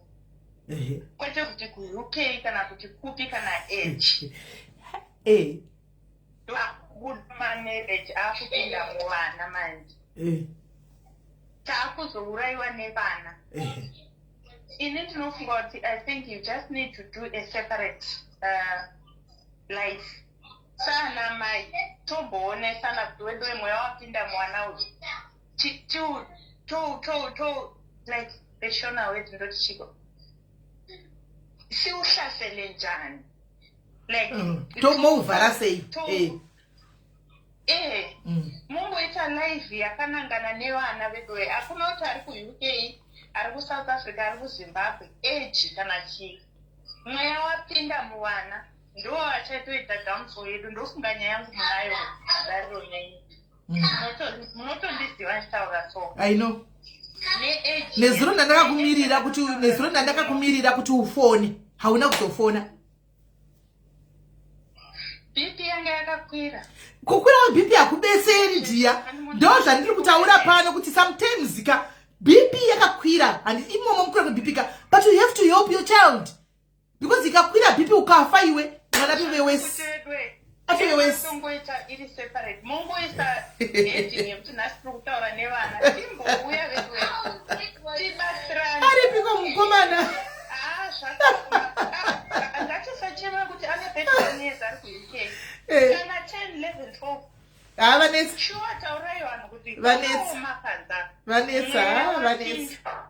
vanetsa azuro waita kunge uchafa pafoni kuzirazuro kunge uchasituroka naiwe kana mvura ndisingakwanisi kumwa chaiko patepu kana sei kana kubata kana kugeza sure sesineli ndona you are the rightful person kutombouya netopic iyoyo kana 3 hours ndichauya nayo ndokuudza imouya mugara nevana venyu kudzimba dzenyu kokoko ini ndiripo pano palife vana vese tovagadzika apa tongoitaura nyacho then we allow them to call in pano vatiudze machallenges avari mozati sometimes tinogona tivabere kuti vamwe pachona zvatotoitira vana havazvidi generations member dzasiyana generations apa tinotokanganisa tisingatozivi kuti tikukanganisa because wildness iri kuita vana sometimes we need to maybe a neutral person tinoti open up taurai tione vataure vana and then togadzirise hedu guys tiri vanhu tokanganisa togadzirisa kuti alright yes kuti chii chaicho yes chimbowadze pasipakawana mucomment section umo mutongowadzidzisa nesituation yangu maya wangu achitaura so mungoita sure musavanhu kuti hazvisi ku-UK ndichakuudzai tichatsvaga date pakati pevhiki papapau late usiku toita andika ndichakuudzai maybe totonga kutogona takana kuzvi6 kuno ku8 kuafrica time dzichiri right and then we have in 1 hour navo vanava because musambovatsunye kana kuvaudzira zvokutaura regai vafone in vatiudze as parents what we are doing so that tivanzwe vasununguke and then takanyarara tongoitawo zvinaro but tichitozati tazvihwa totonogadzirisa tazvihwa zvatagwa nevana totonogadzirisa takanyarara because BP muchamwa nyaya dzevana idzi mapirisi ndaunzwa nhasi kuti dandetisingatazviwi munhu wesadza kana kumwa mvura chaiko serious inoti mwari wavo yasei vakangoti iwe muka pawakarara ipapo ndo ndichifona saka ndichifona kuti ndidedo ezvisinei tafa tichafa takatofa tiri kufa alright iri bhodhi anozotaura newe after alright pakaipa shuwa dzakandifonera dzaikonwa kana kutaura veduwe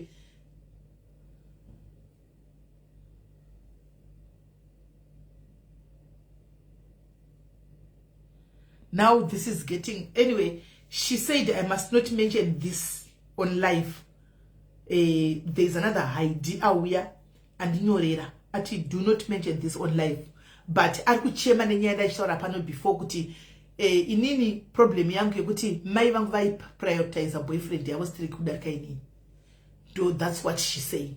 Saka since ati ndisaitaure, I'll find a way yekutaura naye tega kuseri. Then ndo munzwa kuti chi. Ava vana ava atoriwo ma cry out for help. Akutouya. Vana ava vakutoseva kutonyora ma message avo. Antika uka achiti musataure palive vanenge achitoza kuti varipo vana mai vanenge vachizvinzwa. Anditika right uyabva ati sisimeli tsiurewo vana mai vari kugara nevana nema boyfriend muma one room kujoni uko. Uda undivengesa herewe. Uda undivengesa. Kwanzi muri kugara kuma one room ne anzitiverekere aiwa ati ndisaitaure palive. Kuda kuti vabereki vake vanenge varipo. Let's respect that. Kwanzi muma one room muri kugara mai nemwana nevana mobva maunza boyfriend imomo. Zvinove zviri kukonzeresa.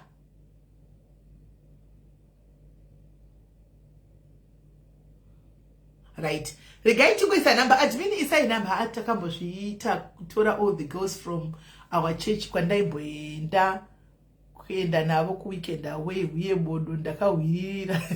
Ndakahwirira even my own child ndakashaya. But she was so petty in our minds, but it matters to children. Yes, very correct. You find who regarding go kusira date pakati pevhiki I'm seeing kuti ndichadzoka kunguva dziripo ndochesa kuma 5:30. Saka 10 zokuti kuma 7 kuno we can still do a life. Munyatso ku understand. Tunhu tudiki chinhu chidiki tumwe tunotela kuti vatopanduka. Tichitofunga kuti tisino kugona ndozvakaitwa tichikura kwavari it's totally different. Muzati kwavari vana ava kwavati suka ndiro abuse. Makamba zvinotiza kuti ukamuti suka ndiro isitakadzisa kusuka ndiro tine ma 8 years isu. Tatato zati ndo dzinosuka so. Ukamuti suka ndiro nokuzati atonosvikutaura kuti they are abusing me, they are telling me to wash plates. Especially vana vava vari mu UK muno. Kwavari itori abuse kunzi wacha penti rako handisi machine yenyu vana vari kukanganisika nema machines. Anogana washing machine. Isu saisigwa bucket washing machine uri papa wainzi bucket konzi wachana maoko uyo naro pakati uchinta zvati pakati apa pebhurugwa rangu apa pakachena ndo zvaita kawana mai vedu vauya naro kuti utori wacha bhurugwa wena roti oh pakati apa voona kuti arachena kana kuti harina kunyatsochena dzokorodza wakaisigwa safe ya muchibhaketi muya zvinova iko zvino ukamuti nemaoko aya haatogoni anotokudza kuti you are abusing me. Ndosaka ndati mirai ndichakuudzai date ndoti unzai vana imimi munyarira kuti ingopai vana liberty kuti vafone apa nemafoni yenyu vachitaura neni muchawa zvinhu zvamunotaura kuti go and wash mugotuko havazvidi zvinotoita kuti vana vava rebellious then tosodecida kuti todini nokuti zvinhu zvidiki zvisangana nebasa rese zvatotofunga kuti zvisangana nebasa rese zviri kuvatriga vanava zviri kuvatriga vana ivava.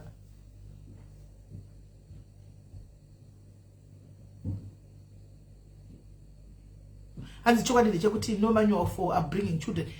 No one works for the other. One works for other. May not work for the other children. That's naked truth, especially the sport.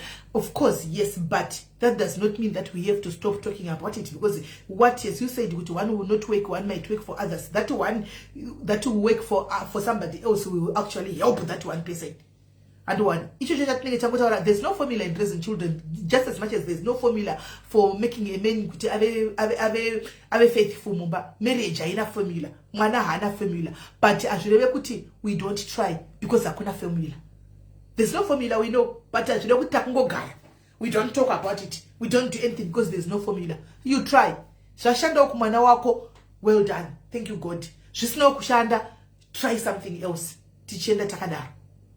Azvina kuti tinoiga kuzvitaura ika tinongotara nyaya dzevarume wanevhiti kuti varume vakazadai vamwe vauya vati ngati munhu ngaadlisiwe munhu dlisai nefoshoro umwe wati ngaadlisiwe varume akadai but zvinoshandei hazvishandi but do we stop talking about it? No, we talk. Umwe anonoita zvaanoita zvomushandira umwe hazvishandi but we still talk about it because zvinonetsa.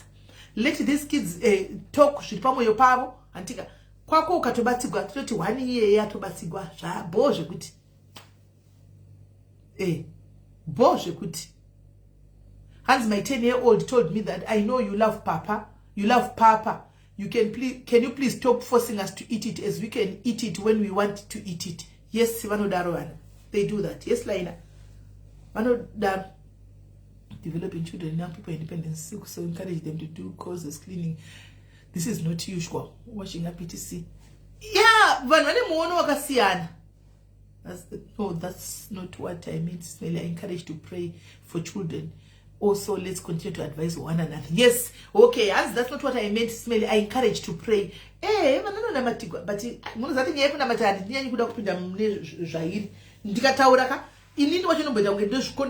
sometimes if I talk about it, but honestly, Jane, mukunamata vanamata 10 good years achina matira chimwe chinja kuchaka kupora makambona ati andidi ku discourage. Alright, let me just keep about that one, let me keep quiet about that one. But kuna mwana kuti vakanamata guys akanamata anita unge zvinhu zvake zvikuita wese kuti Mwari semsingandipinduriwo hatina here vanhu vakuti vanosvika pakuti ndaneta. Mwari muripi? Ndaneta. Asi I am not saying we should stop praying to God, guys. We should hold on. Tinomira panzvimbo tinoramba tichingo atipere moyo and atipere simba. Tinoramba tichingo chimwari kusvikira Mwari azopindura because mapindurirwo akasiyana. But kune vanoneta pakuti ndaneta veriwe ndine 10 good years. Mwari ndingokumbira kuti Mwari pakadai so, but hamusi kundipindura. Asina hamundioniwo here Mwari. Zviriko futi tichida kutaura reality of life. Zviriko futi. Asiye isedu se vanhu vanozo chikristu tinozongoti ungatirambe takamira ndira yaMwari inouya asi inogona kunonoka asi inouya. Ndimwana nenyasha vanogona kunonoka kuti nzwa asi vanozopindura, but umwe munhu anenge atoneta. Hanzi musamanikidze vana kupedza chikafu mundiro. Kana vana vakura, they will have a negative relationship with food. Catch them young, 5 years, vanotomborongedza maplates mudishwasher. But I've done so that you could tell that when I stop water, when I give a cigarette. Muruamita, you could suppose Sukaima press Muzodai, Avadi, couldn't wish us to abuse. And more, no shows to abuse you. And more, I never found this one of Kanamatica anyway. I could not never go, I never found this. But you won't bet Zavano Buddha so Vanavaya Kakuchechu Kusibabu Chechu Pinda Kura Baptist Chechu come for this moya and took out a question to the public. Come for this moya, for this moya, baby, and Bacas, come on, Kunama and the Kuchinja community, no Kupon Samar, where Baba Tanga Chobane Basco, Munusama, my pasta Daraya, Machifambane Bascoro, Machina Matravan, Machini, Chita Chechi Yakatanga Kuti 1, Machitaka Chechika, Sumka Kura Chechika expand, extend, Kura expand. Vakavura mabranch vakakusvika pakuita mudhara mukuru anomona vachingoipana Mwari vakamira zvaizikana kuti Baptist yepapapoka inofamba Mwari mukati, inofamba Jehovha mukati, zvaizikamwa. Vakangoita mwana wavo 1 akangopanduka so Kelvin wakatanga kungoti ndinoriza madisco kubawa madisco kubawa akanoita DJ yokubawa rinonzi Mupambadzire. Guys, the worst bawa of all pa 6 pamiyambo paya ndo paakatanga kunoridza ari DJ. Baba vakatanga kuna vati vakati tinotsanya tinonamata kuti tinozodai, akatoita kunge adigwa mweya chaiyo kutozodaro ungachamugona. Kelly everyday wangongoti achibva kubva mangwana wamona kubva achibva kubva mangwana une hureri mangwana une hureri kusvikira vakati ndomubvisa pamba ndobva vamisa kune imwe imba kuti anogara ikoko. Akatanga kutoita zvinogara zvakadaro vakasvika pakungozosvika pakungoneta pakungosiya kungozoneta ngona kuti you know what rega ndingosiya. Vakazongomusiya kusvika azongorwarawo wakashayika, asi mwana wavo ngarashai pamuyambo paya Jenny anonona pamuyambo paya Baptist yepakona iyo Baptist ipapa ndo chechi yedu iyo Baptist ipakona pamuyamba Baptist ya mozoti ndodzi one of the churches dzakatanga kumukomba dzaive dzaitofamba Mwari mukati zvinosikamwa. Asi mwana akavagadzika mudishi chero paakafa unoona kuti baba vakachema zvokurodza vakati Mwari, asi vaibata vana vevamwe vanhu life vachiti vakanamatira navo upenyu hwaishanduka tichiona kuti mwana wanhingi upenyu hwake ari kubatsirwa. Asi pavo chaiwo ndakamboenda kwaMupambadzire ndakaona kusingaonekwi. kwaMupambadzire vakatadza wavo, vakatadza vane vafundisi vakatadza wavo kokuzoti vane paFacebook vane vafundisi vamunoziva pachatauri mazita vakawanda. Vana baba vari kupadza vari kudi, asi vana baba paFacebook apa vari kushama izvo zvari papa. Vana vevafundisi toziva vari kutoshama zvavo pafacebook apa vachibudisa mabhurugwa pashi vachikudza mapeji vana nevafundisi. Saka mwana chaichai mwarika kana nyasha dzisadzangokusvikira ka hausesadzangokusvikira kana dzangokusvikirawo nyasha dzinongokusvikira.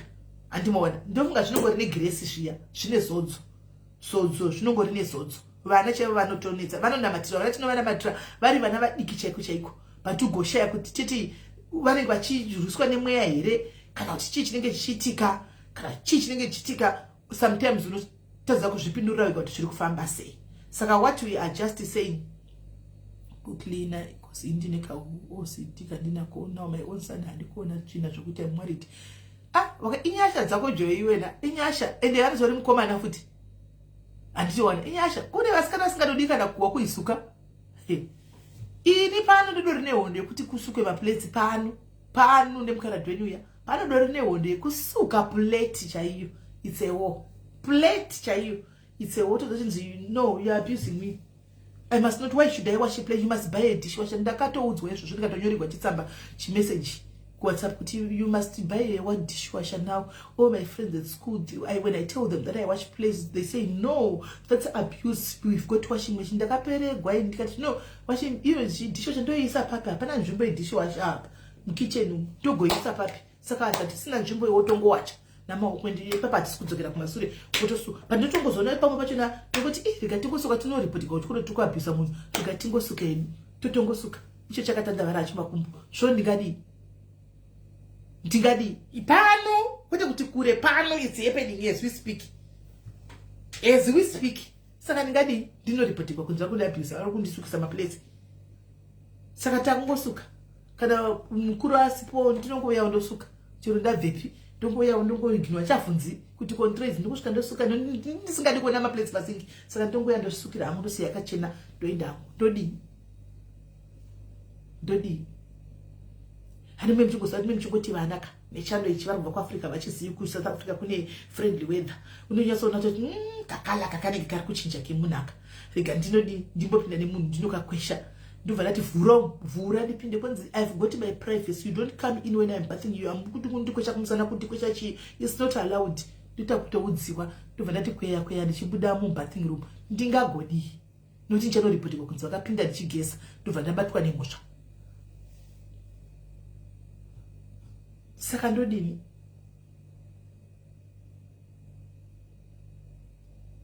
iyeyu wezi uyu kana ari anofona chiuva achitokonfidwa mari mungakudzei ndingadini nai guys chindiudza iwe pano izvozvi ndodi ndikuta kushimira zviri kutokudza kufunza mukoma kuti anokudza takatosvika pakuti ni munhu wenyu uyu ina achatozi ndodi kuti ndinoona kuti kala ikuchinja munhu anenge akudhoja kuti ndasinonya kutonhora kurega ndingogeza kumeso chete indoti rega ndipinde mudoko kunzi hachibvumigwi. You don't come here muchi ndobva ndati zvandichanoregwa kuchikoro ndobva ndabuda. But ndakaende ndichiona kakuti munhu kunenge munhu kubudira maperfume basa hapana zviri kugezwa apa. Ndichiona ukaine nchingoti mwana rega ndikweshewo mwana netauro kumusana ndinoregwa kuchikoro. Saka ndodi ndakachintroduce chisystem chekuti munhu wese uya nechibhurugwa rako pana patuone kana aiwa shakira namuwa shakura kadikaka kanzi ndakanyorerwa tsamba yakanzi tsamba yakanyorwa kwandiri tsamba yakanyorwa kuna Dedi ikanzi you guys you treat me like a child. I am turning 12 years. I am not a child anymore. If I want to go out with my friends, you have to allow me to go out with my friends. If I want to sleep off, ayondo yandakatsika madziro ndikati kana chinonzi report go and report ndodzokera kuAfrica ndiyo ndokutunganidza iwe kumberi ini ndiri kushuri haizvo zvazviti zvikanzi if I want to go out with my friends I have to go out. I am now a teenager. I know. Ndobva ndapindura kuti okay ndakaona tsamba yauya ndobva ndachona ndiforwardirawo yoyo ndobva ndikati nyangwe ndaiforwardigwa ndobva ndavaforwardirawo ndobva ndazotauya ndobva ndati ngatitei meeting vatagara pasi vatanga kuita meeting ndobva ndati varondedzera zvikanzi tikati can you please explain zvawanyora tonga chitikudi ndobva taura zvakanyora mutsamba handiti ndobva ndati alright apedza kwanza ndinochona saka imi mukomendai ndobva ndati alright but you're turning 12 wakura nditi teenager nditi okay no problem can you start by pane maplates ari passing up can you start by going there wash the plates, bring them to me. Let's see if they are clean. Let's see if they are clean. Then we see that you are now a teenager. Tutangira ipapo. Ndova awuya kusinki. Ndakasiya 3 msingu. Ndova ndati ngawi. Ndova awuya kusinki, ndova zasukwa. Ndova dzawiwa nadzo. Dzasina kuchena ka. Ndova ndati sapa. Ndova dzaiswa apa. Ndikati, can you please go and take your pens, bring them, can you put them in a bucket, wash them and bring them to me? Just 2.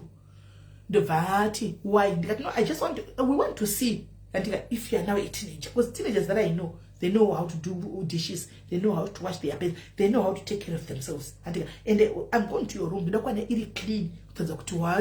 Teenagers no gara rooms are clean, everything's really neatly chichi.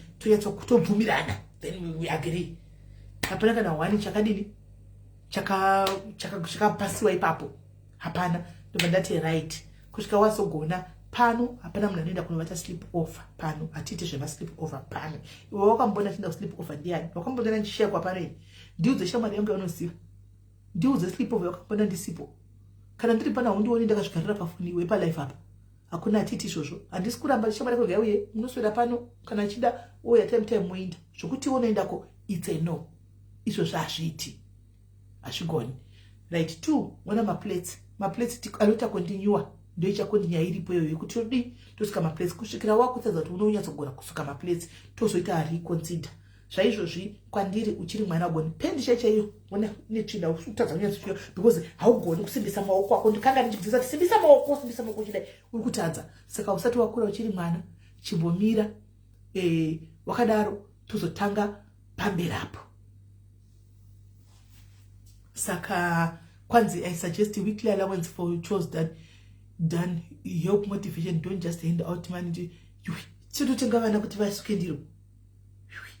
Nairo meni sauna iwe musadaro iwe. Kugura musi wacho kuna hauguriki wevana. Hauguriki wevana kuno musi unogura sei. Wevana. Kugura kwangu kungotumira Afrika. Toripoti vakakuchikoro guys musakangamwe kuti chikoro masocial worker yanga katomirira masaikanzi vanonzi machiya amene vanopuwa masaicatric amene vanonzi machiya meno vanenge vakamirira tipo vane vakatomirira. Saka ungani but I stood my ground. Ndakastenda ground tikati shamwari weka handina kusenda pisa imba kuAfrica shatinodzokera tichimacha zvakanaka streke usambofunge kuti uri kutokaurisa ini nditori bho iwe ndo unotopinda pisi. Saka mimi vari gaiti mbozo vari kufona. Hi dear. Hey mommy, how are you? I'm good. How are you? Why kuzomiririra vana sisi? Ndazomirira vana vangu madiaries angu mateenage diaries angu. You guys murakuramba muchiti budi kuti tsimbirira. Banana mama, there's a washing machine.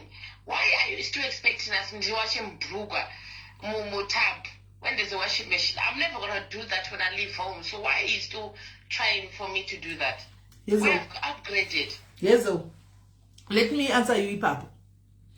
Yes, you put your pens in washing machine, right? But let's be honest, washing machine I watch a Brugwa rako pakati. Let's be honest. Pakati pe Brugwa rako, especially my teenagers, aninga chita wait dzichenda pa mapendi, panoda kuwachwa ne maoko. It's not always panonzi wacha mabrugwa ako. Unowacha ne washing machine. But pakati plus iwewe maoko akwai semunukadzi. Ngaasimbe. And tine ukatarisa ndakuudza. Ukatarisa right now maybe zira na mai vako iwewe. Tine ma 60 years ari pano. Ari kushanda mudzimba dzevanhu kuna South Africa. Kushanda mudzimba dzevanhu mavanowacha ne maoko, mavanokotama vachicleaner, mavanodai. They are still going strong. Then we have a 15-year-old child or 11-year-old child. Anoti inandi andikwanisi kuti ndi just ku auna kunzicleaner because kucleaner kwacho kunoka kungobopa. Sometimes you use a hoover. Andika then you say I can't. Come on, kana uchida kukudza vanina vako, kana uchida kuudza vanina vako zvinovaka. Yes. Tell them zvinovaka.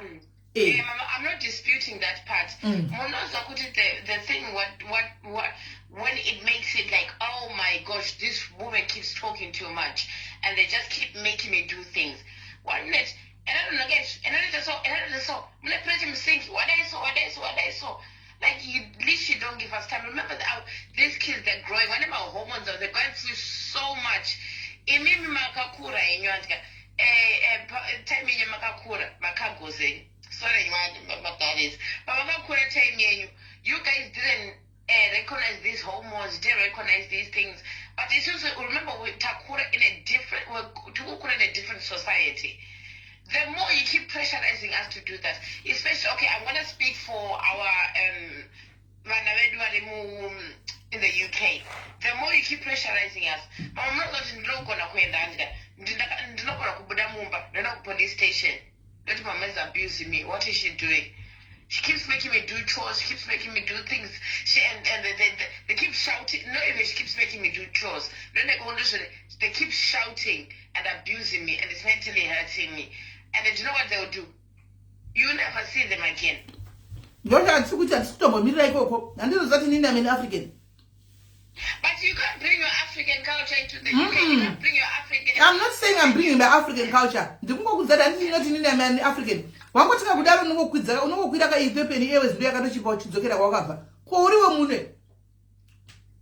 when you take me, okay, so now you're threatening me because you're going to take me back to Africa.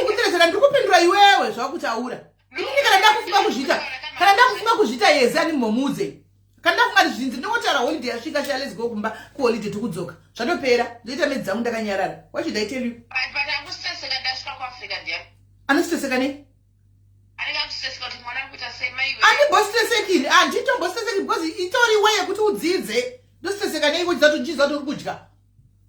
So are you saying being in Africa is a punishment? It's not an African as such, but it teaches you to toughen up a little bit and not disrespect your parents. But it's not. Is it disrespectful, or is it? It is disrespect. It is disrespectful when you say you are just because you think you are here now. We're talking about I'm British. I wasn't British. You're African. Yes, I understand that. Yeah. So what changed? I understand that part, Mama. But the part that I'm saying is good. It's not every time that I have to be the one because uri mwana weko saka nauri mwana uchakure here haukure here iwe 11 12 13 19 mando kukura kwacho so kama place hezo iwe ogorusuka ndiro here apa so you are proud of that. Are you proud of that? I'm very proud of you. Sorry my sister. Sorry manangu, on that one we will never agree. Sorry manangu, on that one we will never agree. I will never agree. Because you are very proud of you. Mama, do you know what the problem is? Let me tell you what the problem is. Maybe you have grown up in SA, grown up in Zim, you've lived a lot of your life in Zim. You can't now come and bring that culture into the UK.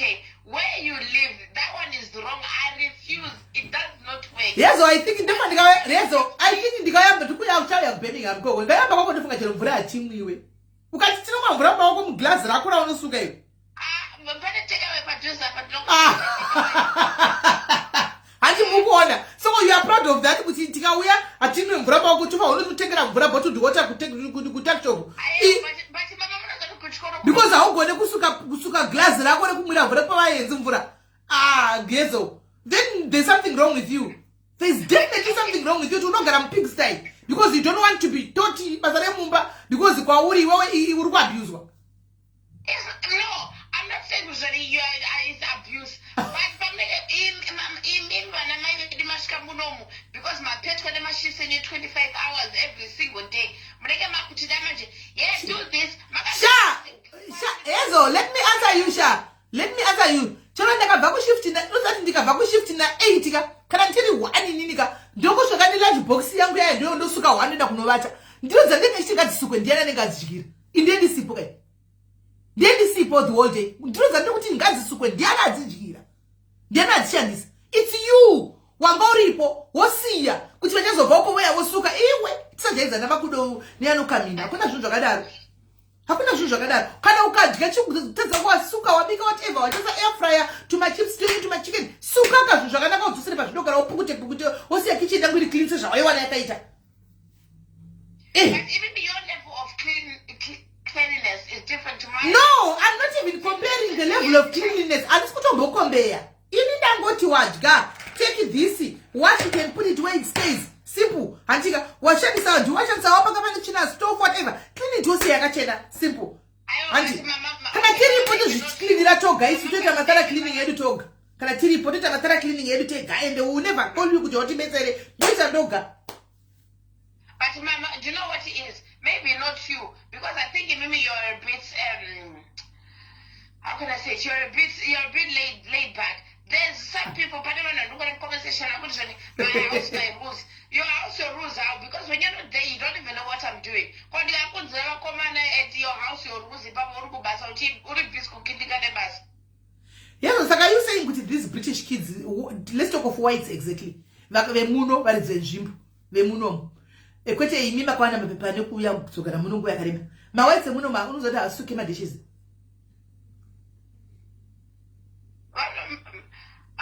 Mama ndemani muzandosuka sema dishes zangu. Eni mazana ma dish. Kana kwa kumba kwangu ne ma disposable plates na disposable cup. At that time kusuka ma plates. Andina wacho ndinokusuka whatsapp the little one. Ndati urikuti zati mawaitse emuno originally emuno vakazarwa muno akasuki ma plates here. Vanosuka. Simple. Saka what's so special about you kana vanhu vemuno vachisuka ma plates? Iwo what's so special about you kuti utanzinde kuti ndakazopinda mu Europe and just keep my place? What's so special about you? Mama, I'm not disputing that part. I'm not disputing that part, Johnny. Yes, Mama, you teach us chores. You have to teach us so that we know the way that we have to. Simple, exactly. But if you teach us now and then after, in that same place, in that same way, then you start abusing us. Ah, wait, don't abuse me. I'm going to say something. I hope not abuse. Mama, okay, Mama, kutaka kunzwa Johnny.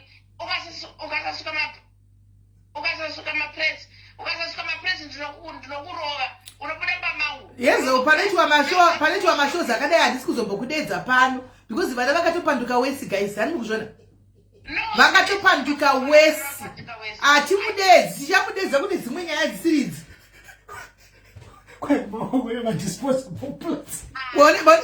taura eva dividend yacho ka dividend yacho akuseka mutaurai ari pamafoni muudzei kwai kune ma-disposable plates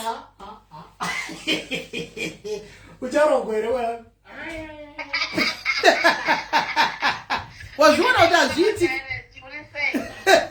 wazviona kuti hazvitoitika ndokufanira bhekisi vanile ndaiona nikikiri yako wazviona kuti haibudeka hazvinotonyadzisa kutaura hazvitauri Now we're in a different country. We're in a different, and we're trying to learn. We're trying to change. We're trying to. Life is changing. My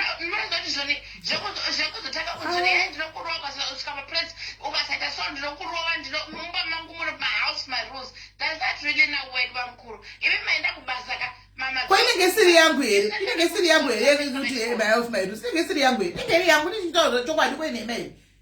Then you was a chocolate one. Basara kuchikuta basara kungohla iwe uchikuta basara kungohla chikafu cha ndo safira iwe pana pasuka kusuka ndiro zvinobuda ere izvozvo kungota unge gonye renge chingodya iwe ndiwo tosafa uchingopinda busy mai mana kuti iye kuti angodya oramba nekusuka maplates nemakapu atiti izvozvo guys we are Africans. They do bits and pieces but is yezo vana vedu havanotauradzidza kwauri kwauya nedziso yakadai havana kana somuti fana kuseka nai museva kana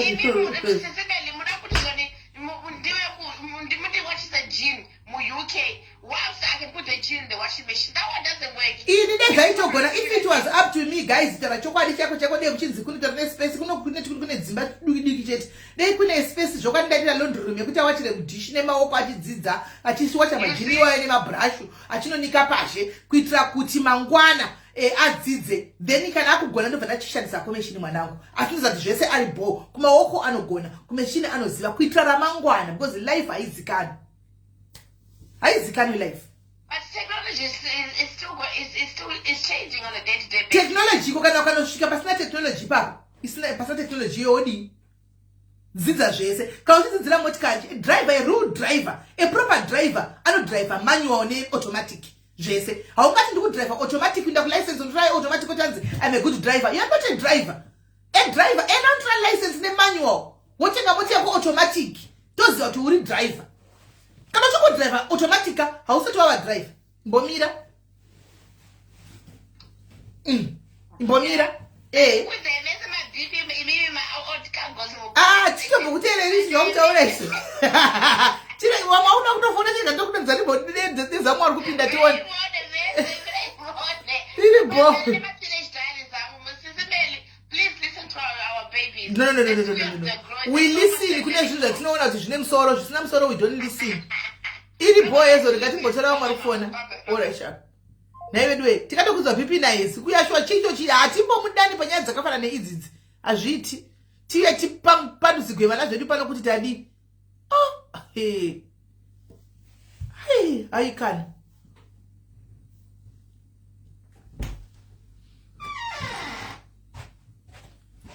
Kurukusegerei? Tikutaura chokwadi kupani mananyepe? Ndanyepa? Hey, I'm not lying. I'm telling the truth. People even come and see people come and hear what people are saying. You have to watch the plates. What's happening? I'm trying to call you someone. What's happening? You're not calling. You're not answering.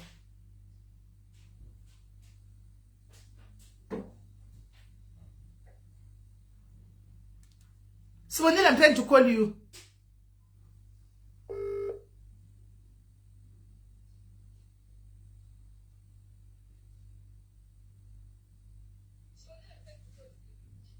Hello? Hello? Hi, can you hear me now? Yes, we can hear you now. Brilliant. Not in my life. It's my life. Mutaure imimi muchi. Right. That's in my life. Right. Yeah. I'm your neighbor, you know that. I know you are in Peterborough. Good. Right. Ndakauya muno. Nevana vangu.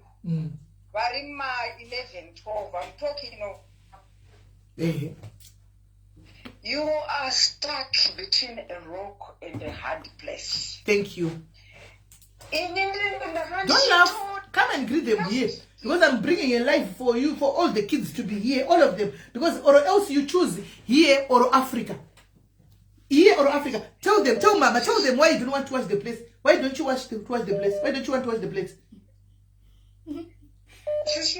I want a dishwasher. You want a dishwasher? You must bring me one. Buy me one. Right. Close the door. Yeah. They should do what is happening. Me, I'll tell you, you are following my footsteps. Yeah. At the same time, you are stuck between a rock and a hard place. Yes. Because yes. Makazvin's environment in I'm a mental health nurse. Yeah.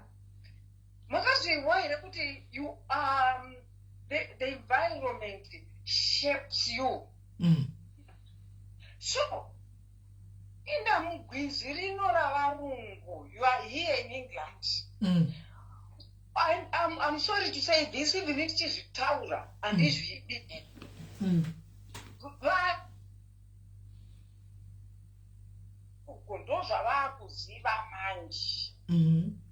so even whether you like it or not, try to be flexible, because I'm talking about my experience which I went through with my children, and in hindsight, if I had known, maybe I should have done this. Because some of the things, Zoitika, you can call me behind the scenes, because if I start saying these things here, it's like I'm encouraging the children to do it. So some of the things will go behind this. They will be fed outside there. They'll be Mumbaum is a fight. And and I was also adamant in the cheating I will take it back home. Unfortunately, my husband then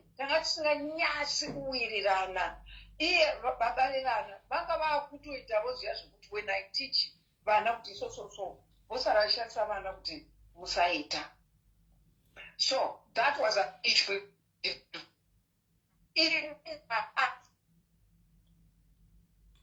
Whether I would love to he please Muruku break. Maku break. Oh, okay. It's time, sir. Later. Now? No, you are still breaking. I don't know what's wrong with your Muripai. Don't be that happy. Muruku break. We hardly hear you.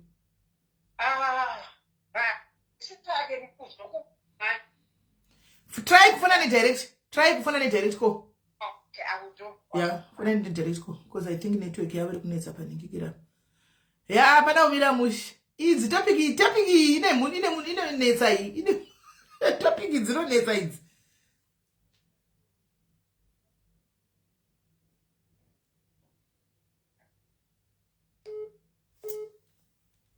Right. Hello. Hi Sisi, what are you saying? Mushe kanjani? Diri right. Ndoda kungokomenti wangu panyaya dzevana idzi.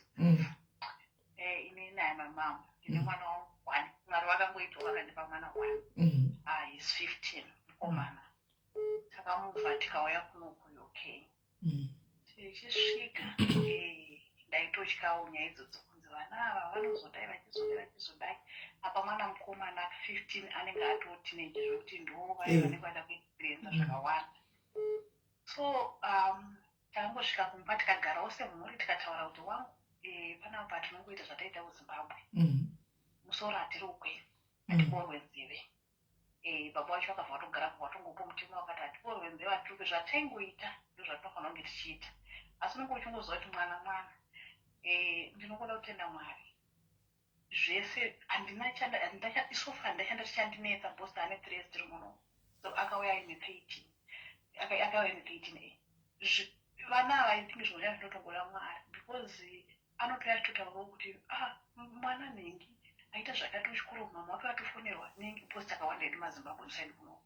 Vamwe vabereki vari kuita vanga vachazvimba musoro but dzimwe nguva vana vacho unogona kutomuudza watomuudza anotokupindura bheka kuti anotora vana vari kutora information kazhinji kubva kuchikoro nemafriend. Yes. Shamwari because I've got mumwe friend yangu futi ari kuchema nemwana ane 12 years. Ari kuti akaita tsvina obva ati date vasho yemuflash. Kutaura nyaya yemwana akabva kuZimbabwe. Kwete kuti akazvarwa munhu akabva kuZimbabwe. Masocial worker anenge akazara pamba. Anoita comfortable kana taura nemapurisa so. Anoita kunge akavaziya 1950. Achitsanangura kuti pano handidiwe. Aiva vanondichuza. Vanoda mwana uyu mudiki. Apa mwana utaurwa mudiki uyu. Kamwana kadiki kakatozvarwa kuno kanenge kane 3 or 4 months. Havachatombondione semunhu. Mai vacho vasvika pakuramwa mwana kuti alright. Hanza ndakangosvika pakuti chimutore muende naye. Aindaki kusocial service anogara ikoko vanonyatsokuona kuti yachadidemba. Ngaindaki. Hanzi zviya anoscreama usiku achibhenga madho achita sei. Zvekuti amuchatokwanisa kumutsura makutomusvikani kana uri pakuwanika akamira akadongorora uzwa kuti utaura kuti china vari kuZimbabwe. Ukamboita sunguru kutaura zvinoenderana iye obva atoti akutokuripotera. Saka nzi masocial worker akazouya akati no ndobva vasesa akati no uyu itori behavior yakuitwa izvi asiri zvinhu zvokuti tingati mwana wangu adiswa but atoine takatsika kekuti mukangonditi ndobva ndati saka iwo masocial worker vanotouya wotoza zvono hanzi akatozopuwa task like ngoti gaga vakatozwa tanga kulista marules ekuti unofanira kuenda kubhedhi nguva yakati unofanira kuita zvakati. Saka zvimwe zvekutaura nazvaitawa nayezo kunzi abuse ichii zvimwe zvacho ivo masocial ivo vanova vari muche vanotoita. Mukatarisa pane imwe channel yandaimboona inonzi Neni 999 if I'm not mistaken inonzi Nani 999. Panotoya munhu achiasesa zvinenge zvichiitika mumba vana vachiscreama vachisingaite mabasa vachidi vanotanga kudzidziswa kuti 1 kusvika vakuziva vatova neorder.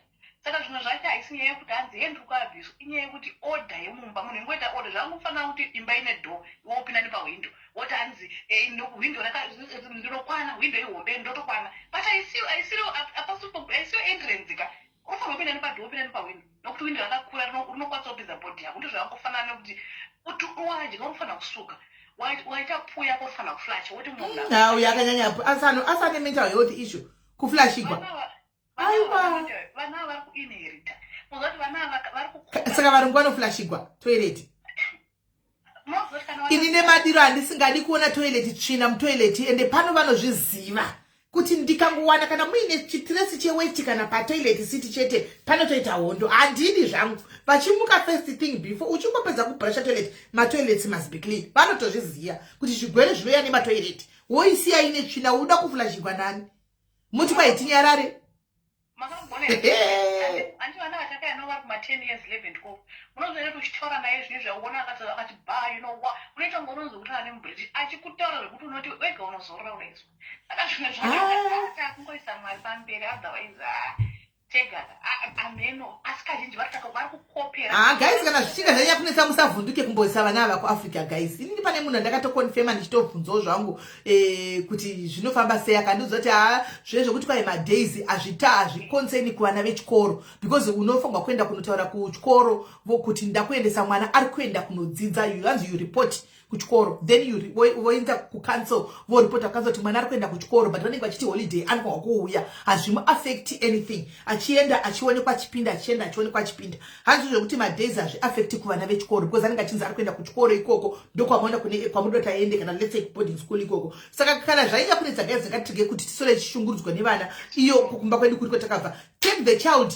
let go in school in Zimbabwe. After all ndokwatakatoskula isu animona ndokwatakakurira ikoko ombonoskula wariko then panopedza gore chekchekwa chinyatso kuona kuti mvura iri kunetsa paZimbabwe getsi riri kuti kari chidzoka richiinda animaona umwe musiba kutorwa greeners rakadaro vegetable haifiridzi with no meat anodzoka akuziva simple. Imagine zatopera Africa to the best. Zvivabvepu zviya wotoona mubereki wechiblack achiri comfortable kwanda achiende chinhu chiya chanengana chichibvepu chiya chichibuda strawberry kana chilemon but ndipo panotanga kuda kuita mweya wokusnifa iwo mweya wokusnifa will lead from vape to drugs. Anti maona ndozvakazolida kubaya komana ndikuziva mwana wakubaya kuLondon ndozvinolida kuti vakupinda mumagang group vakude makagara South Africa. Vamwe vana muno mu-UK izvo zvinyaya idzi ndichidziona ndichidziona paYouTube apa ndichidzigugula vamwe vana mu-UK ko zvine they just go to sleep and they don't wake up anenge akati overdose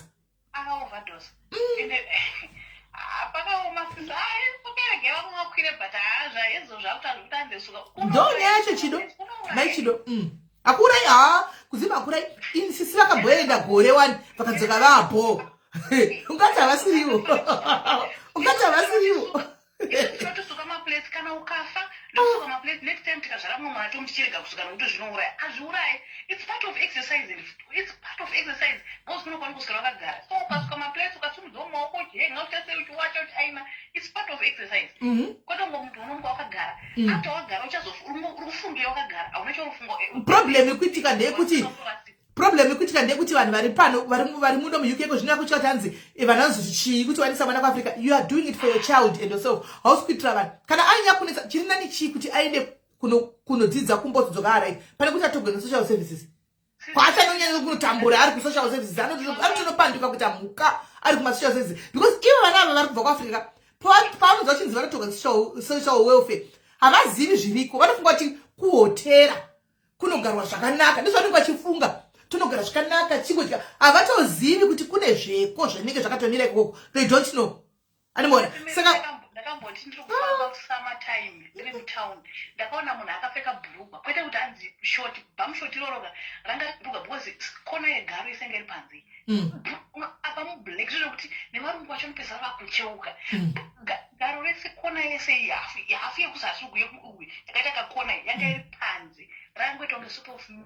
kunge bhurugwa munhu ari kufamba saka zvimwe zvacho we overdoing it hatirambi kuti vanhu vanopfeka but zvimwe zvacho shoti rekuti rinenge bhurugwa chakaita chimedu anodzoka ndiri kudza kuti I was researching Primrose anotodzoka zvakanaka hazviaffecti mapepa ake as long as you notify them kuchikoro vomubvisa ivo muregister and then voudza council ndivo handika vanzi kune fomu raunofila hanzi ukaenda pa Google zviripo pane form raunenge uchifila kuti mwana aenda pakati anodzoka pakati aenda kuchikoro kudzidza pachikoro chakati anodzoka mwedzi wakati for holidays achidzokera kuchikoro achiaffect mapepa ake zviripo pa Google apo.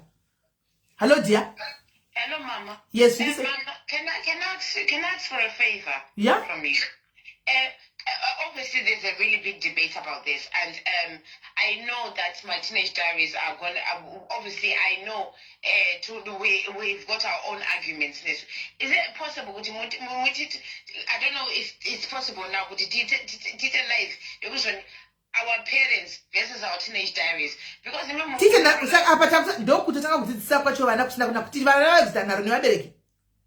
But some of our teenage diaries we're not there to. We want to tell you why now we behave the way we behave. Before Mataka could do that, hey, that's why I said we cannot do a debate.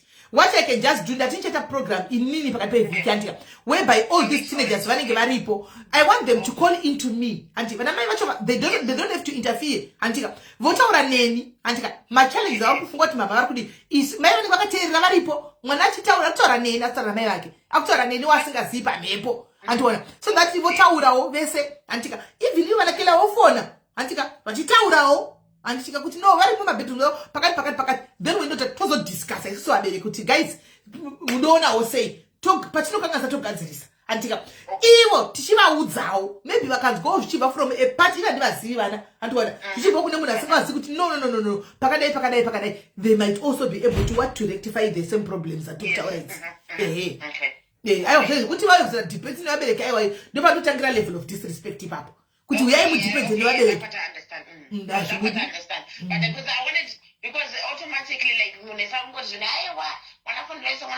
but you guys are not listening from our point. In it, I call myself a child because it is one on moon. So I will also call myself a child. I know everybody wants. No,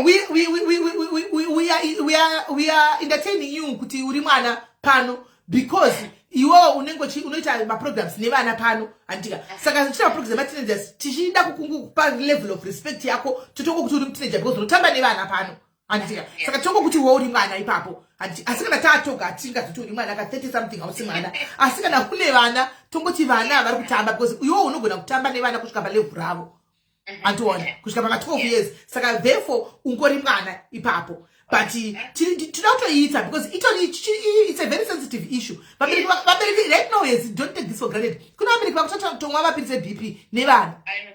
Nevana. Kwacho vunza even masiwo esakauya kuti vari kuchema sei nevana. Because haachazivi kuita sei. Akada kudai mutemo anovafunga kuti mutemo ndonoreregwa. Akada kudai uvafunga kuti mutemo saka akungosiya munhu achikuita zvaanoda. Of which vanokwana vatopinda madrugs. Vana vakwanda vakutorana nevarume at a very tender age because mubereka akutya kuti ndikataura ndinoregwa kuchikoro asati aziva imi ma 20 years aya atori zvikinda gori ari nani ndozamuzoti asha inini ndokukukava nevamene kukounda novadedza vauye andizati nayo kuginda gori zvino masiyo extra chokwadi ari patight because ndingosingazivi kuti ndotsiura ndakamira sei unongosingadozivi. Yes. But it's good. Mati muda kuti what day? Pakati pevhiki I'll tell you maybe Wednesday, Tuesday, Wednesday. Shawana. Okay, all right, I'll be free. All right. Thanks for coming comment section. All right, sharp. Yeah, unopeta utaura zvinhu zvisiri kuenderana. Hello dear. Will be all right. Okay, I'm going to phone direct. Let me try to call you direct. All right. Hello. Hello. Hi. Hello, is that Smelly? Yes, Tete Murise. Oh, just wanted to stop on Yayevana. Town. Smelly went away. May I just give an example of my Muslim? Those people, when they come smelly, their children, they do when they're out there. But when they come mostly, they speak their Punjabi, they do tradition, the culture, they don't forget who they are. So that's also, with our culture, we can do that to our children. It's those that children here when they're still young. You need to instill, my values in you by nobody. If the one that could go freak right away, if you teach your child properly, you changing location coming to UK. Yes, a child will get a use, as maybe they'll always try. But that teaching that you put in there in that child, yes, it will not leave the child easily. So, let me give you an example, You know the River family come when we watch their weddings. After River singing, banana prince, we rather and the tapes, bonza, and king ombo, one murova, two tombo dona. No, I did go to it, can't go. Why don't you see those things? But no time our weddings, even Queen at Limpe, in that is number one day, but Jim Torah, Glavish, Bona, Rocco, Casava. Are you telling me royal family from from Princess Ninki why? It's also to know what tolerance in the solo sometimes isn't it? Some training and some teaching. Especially because they want their children to grow, present and no responsibilities. So you also teaching your child, I shouldn't be key that if I have a Muslims, it's maybe. They're out there with other children, so children go away. But when they come home, man, Baba Chance, they even translate for their parents. 3-4-year-olds, they were translating to their translators for their parents who don't know how to speak English. So we can also do that with our children. I don't know if. Hello? Yes, we are listening. Yeah, so that was my own input to say if we try, do that at home. Like at home, you speak your Shona, you do your culture. Your kids will know at home we're speaking Shona.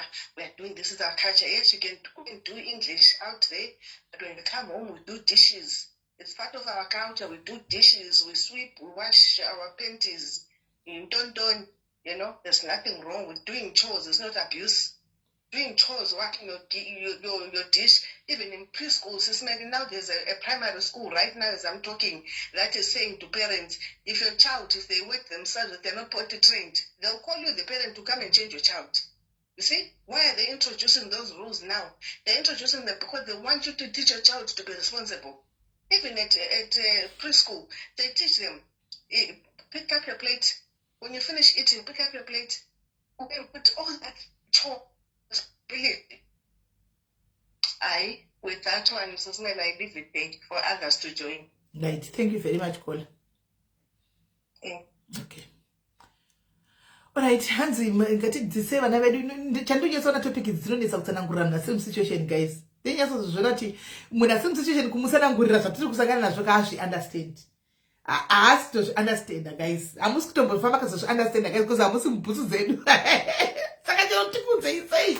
You never understand. Bhati rangu refonera kuti 14%. Guys, you never understand.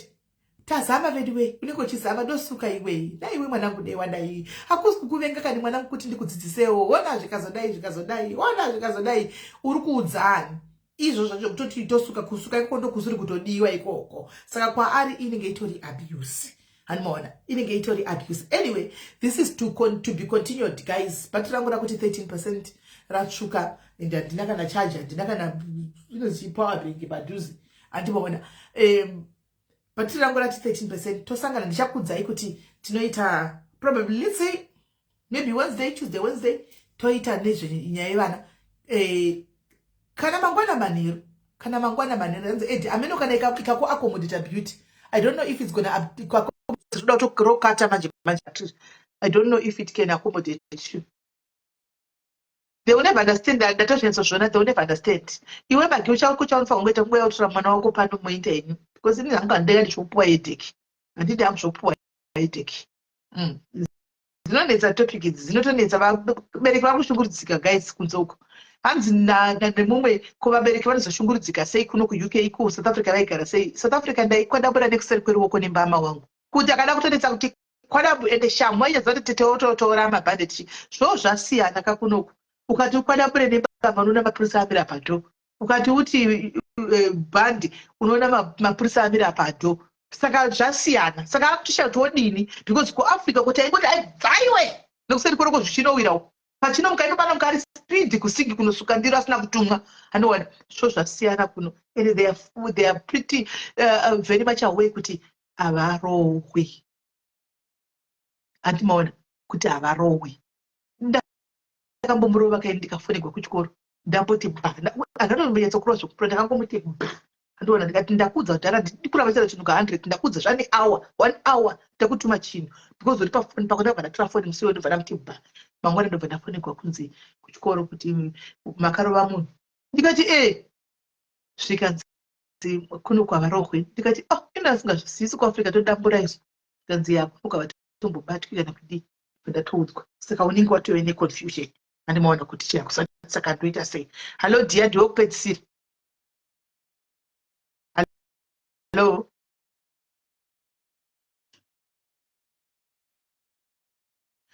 Zvakaoma. And the differences government rules, regulations. Okay, we'll talk about it, Sister Jenny. Don't worry. We'll continue about that. Hello. Hello. Yes, could you say?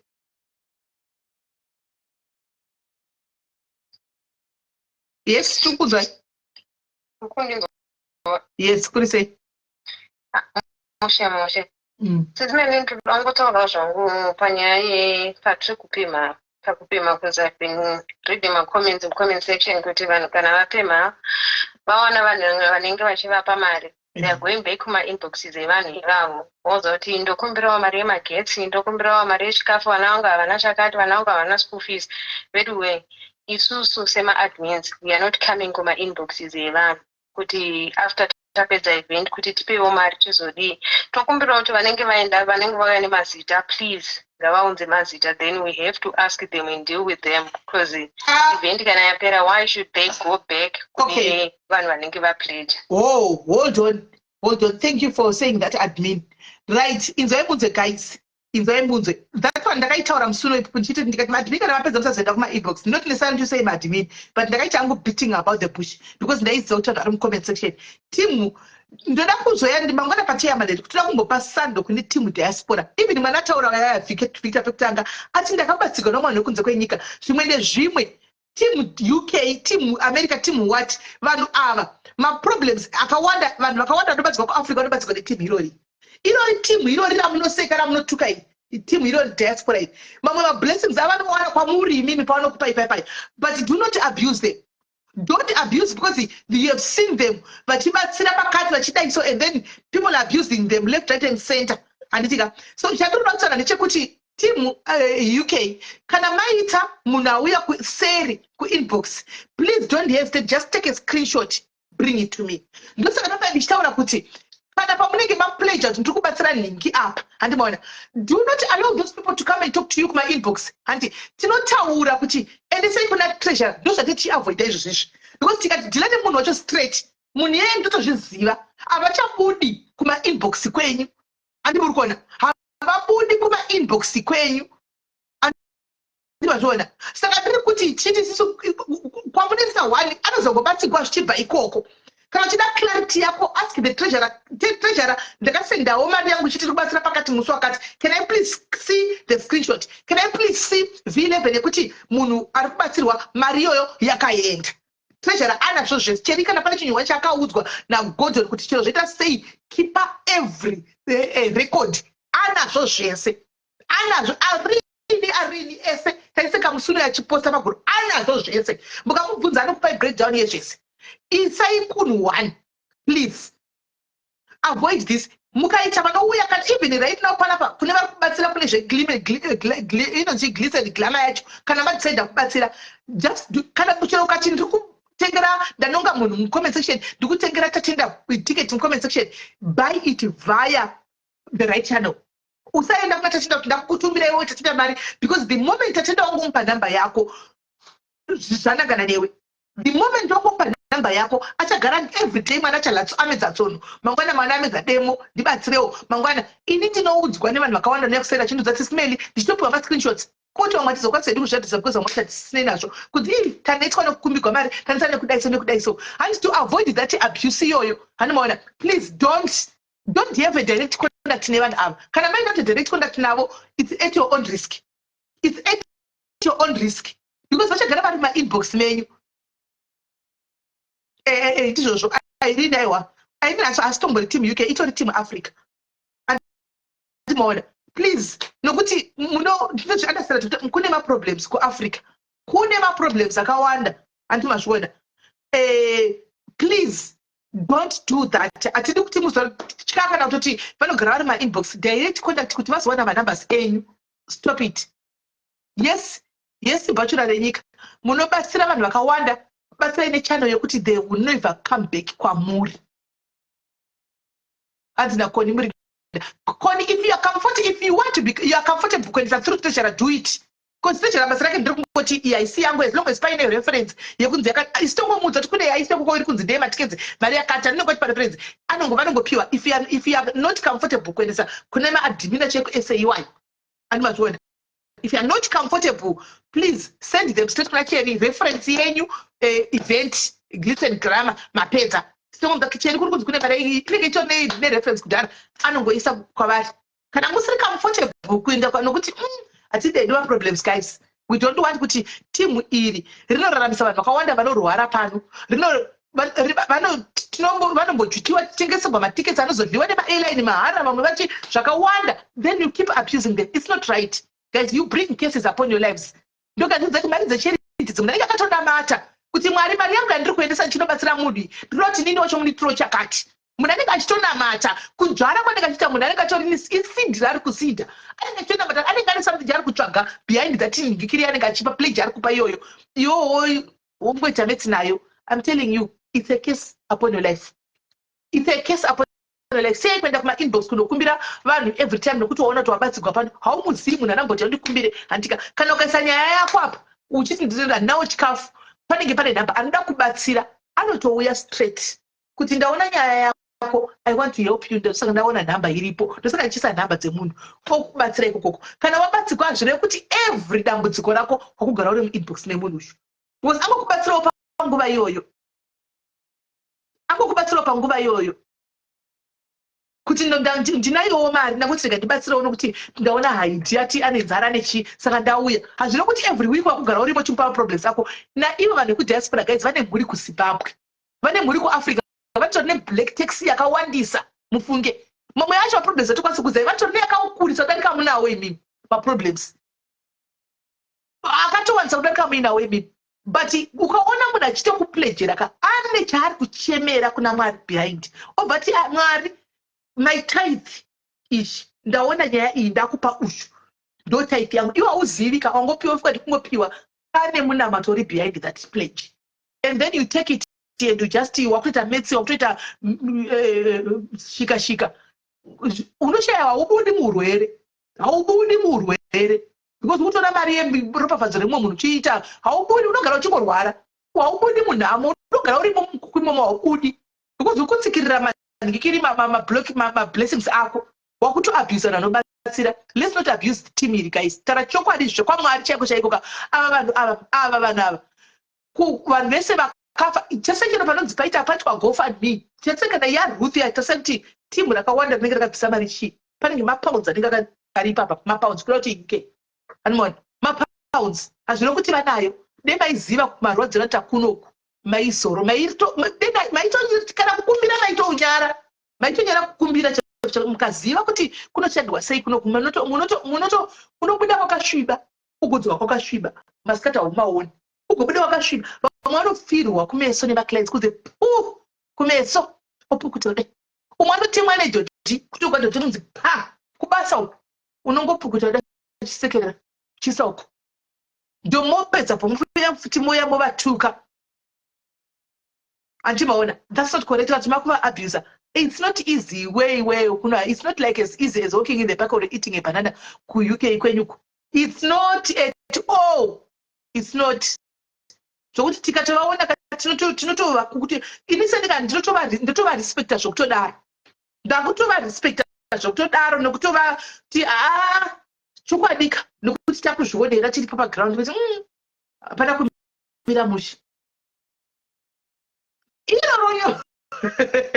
iroro mutora kuti mwana ungagodika ati kwazi ndokune mari yacho uifa kupera kwemwedzi woona munhu ane dambudziko apa woti rega ndibatsire oramba achidzoka muinbox wako kuzokuabhusa. It's not right.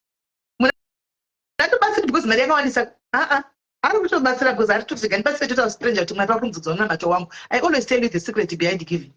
So let's not abuse these our sisters and brothers from diasporas. And let's not abuse them. And I want to one steric. I know Kubatsra to them steric. Shamuno Sive.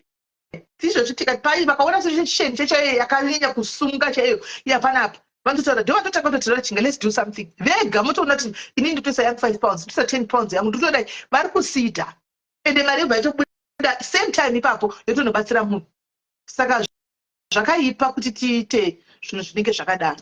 It's very wrong. But to get that. And it's vanotenge gwamatikedza munongotenge gwamatikedza zvakanaka kana matenge kwaibve masiyo esi vakazosetla here vanyarara mazano mazano vakanyarara kuti zii vakasetla moda kudikwa aiwa mazano zvapo masiyo esi vakasetla mazano tino nyaya dzacho mara ndakakuudzaiwa ndepereka tiki spidi ndikati tine vhefefe wakambona ndikati wani pavakapinda musouth africa vaibvunduka magaro emasouth africans kuchibvunduka chikeni yakachipa kuchibvunduka asi andi zvakazongopera ndikakuudzaiwa ndipainga regai team babauke isipidi yevanyuwani vanhu vachangova vana inozani osofia in london zvinozongopera andimoona kuti zvapera zvapera naudzi vagara pasi tagara pasi tamhara andimoona ingori excitement yekungopinda panzvimbo panyuwani chete ngoti ndapinda panzvimbo but zvinozongopera anomaona saka team south africa ngatenge kungokumbira pese ndo rinonyanya team SA rinonyanya team SA kwanziwa dzeini ndakatomboyamwiswa kuchaiyo nako kutsvaga mari uku ndikatodzuka ramba rapera yuhi anomaona team SA inozonyanya zvayo handi mazvona deito team Zimbabwe totoanadzana zvakaoma team SA aiwa akani munozozvinyanya patita maevents panapa vanobatsira vanomira sterek vanotobatsira they make sure team there is a panapa madespera kuti they want that event to be success they want it to be a success so vanotobatsira pavanotogona napo andimaona but let's not abuse them imimi team UK I hope batiri rangu mene chiro 9% let's hope not last budget let me add somebody natokangana naye. Let me add Musinia when you pan up.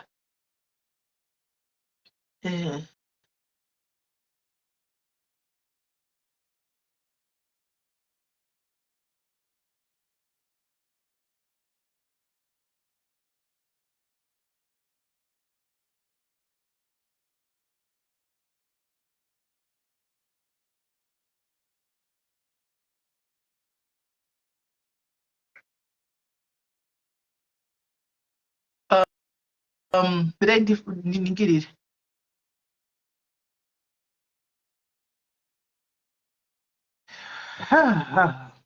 Team really could be. Where they were.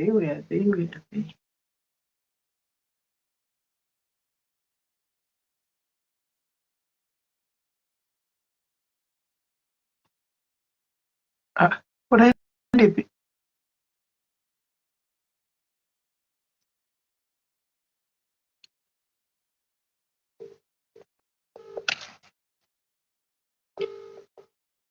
Shakira enda kubasa.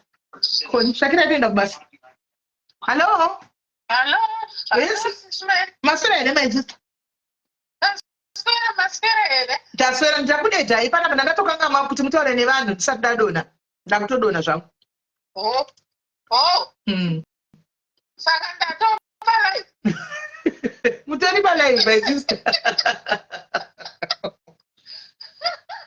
Mutori pa live.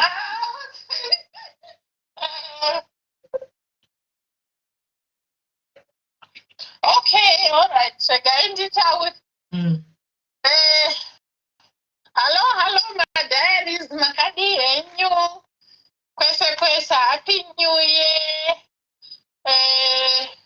Now we also talk about our UK ball, which we have been organizing behind the scenes.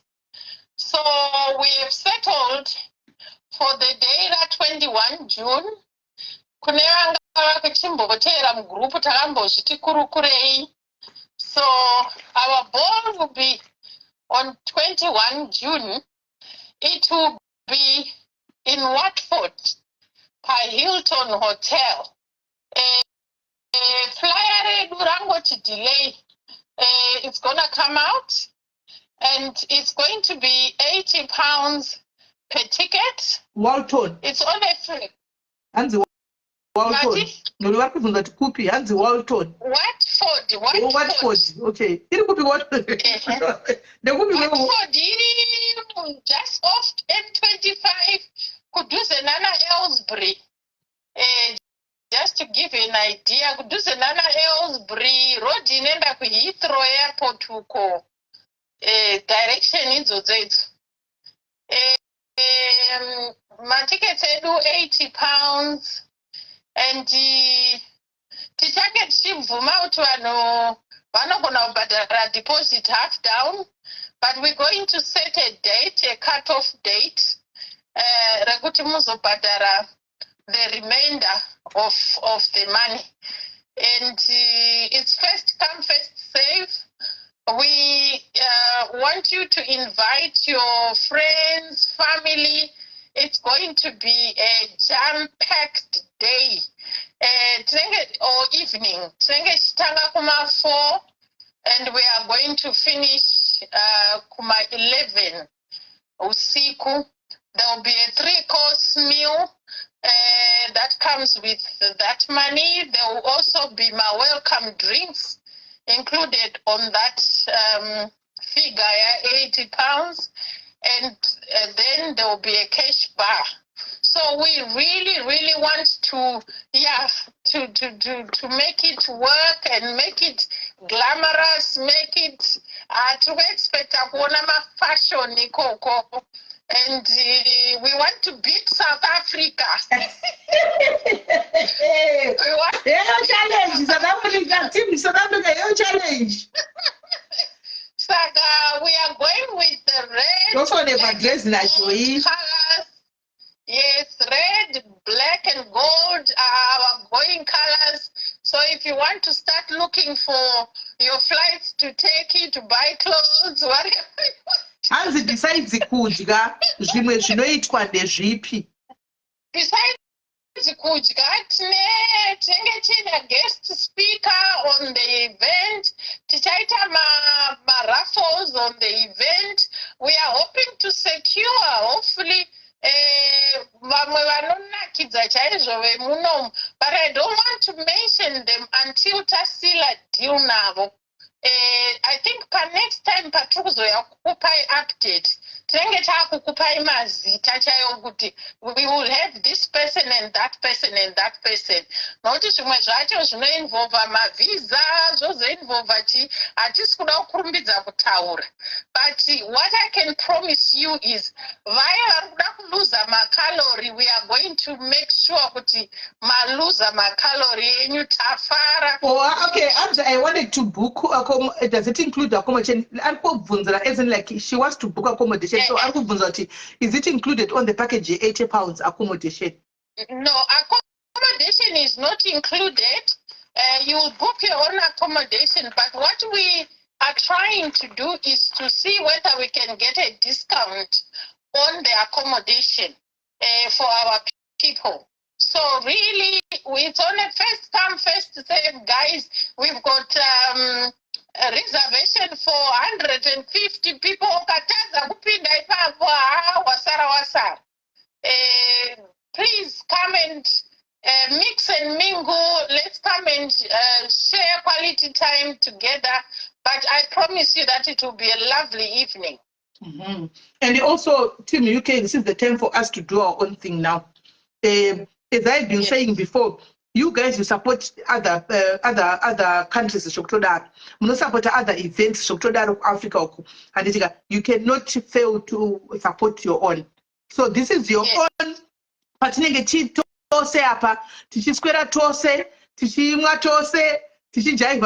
see who's more crazier, guys, me and you. And we are eating tamba, we are eating fire.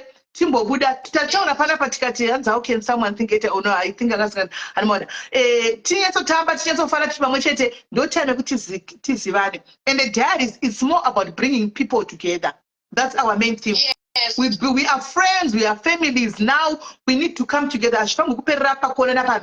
We are not saying no, but it's just okay for me to know you, for Sisirena to know you, for you Kukude to know Sisirena, for you Kukude to know Sismeli. Tomorrow, Kukude, like I said, I always tell you guys, we know, no. This is here on the picture. Charity, Yes. Charity, we all know you guys. Uyu, picture takabutsa yadhe yake tanga tine kuevent yedu iya yayebo tikati uyu zvakaita kuti takabatana fast zvichinzi zviri kunetsa and we to chip in sediaries tikarerusa mutoro muno muuk andimona so zvakangonaka as long as makarongeka mune zvinhu zvenyu makadini but zvakangonaka hakuwadzana nevamwe kuiday 1 remafaro hakusi kuenda kunosangana tichitamba kuwana kuti kudini kungonosangana tichimbofara tataura stress dzemuuk handitika izvozvi ine chando ichistress dzoga panotanga iwe ndo panotanga kuti ziva panotanga kuti kudii vamwe vanenge vasina mari dzokuenda kumaholidays ndo patongosanganawo dhei redu ipapo pakusangana tichimisa ndimimbu tichifara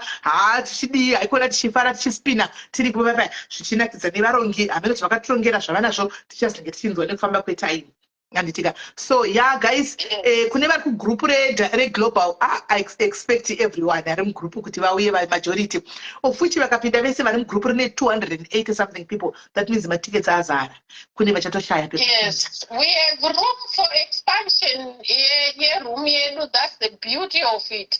If we want to increase our numbers, we can increase our numbers. So, details. Musai say this particular money account macheri. Let me emphasize on that. We are just going to make an arrangement just for this ball only. Normal. But this particular one, Chakpai account per group, for you to put your ticket monies and update as we go. 21 June, meet you there at in Watford, and we are really expecting a blast, guys. I Friday, no Sunday, yeah.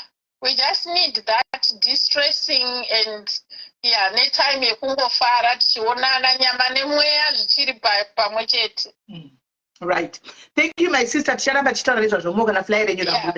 you very much.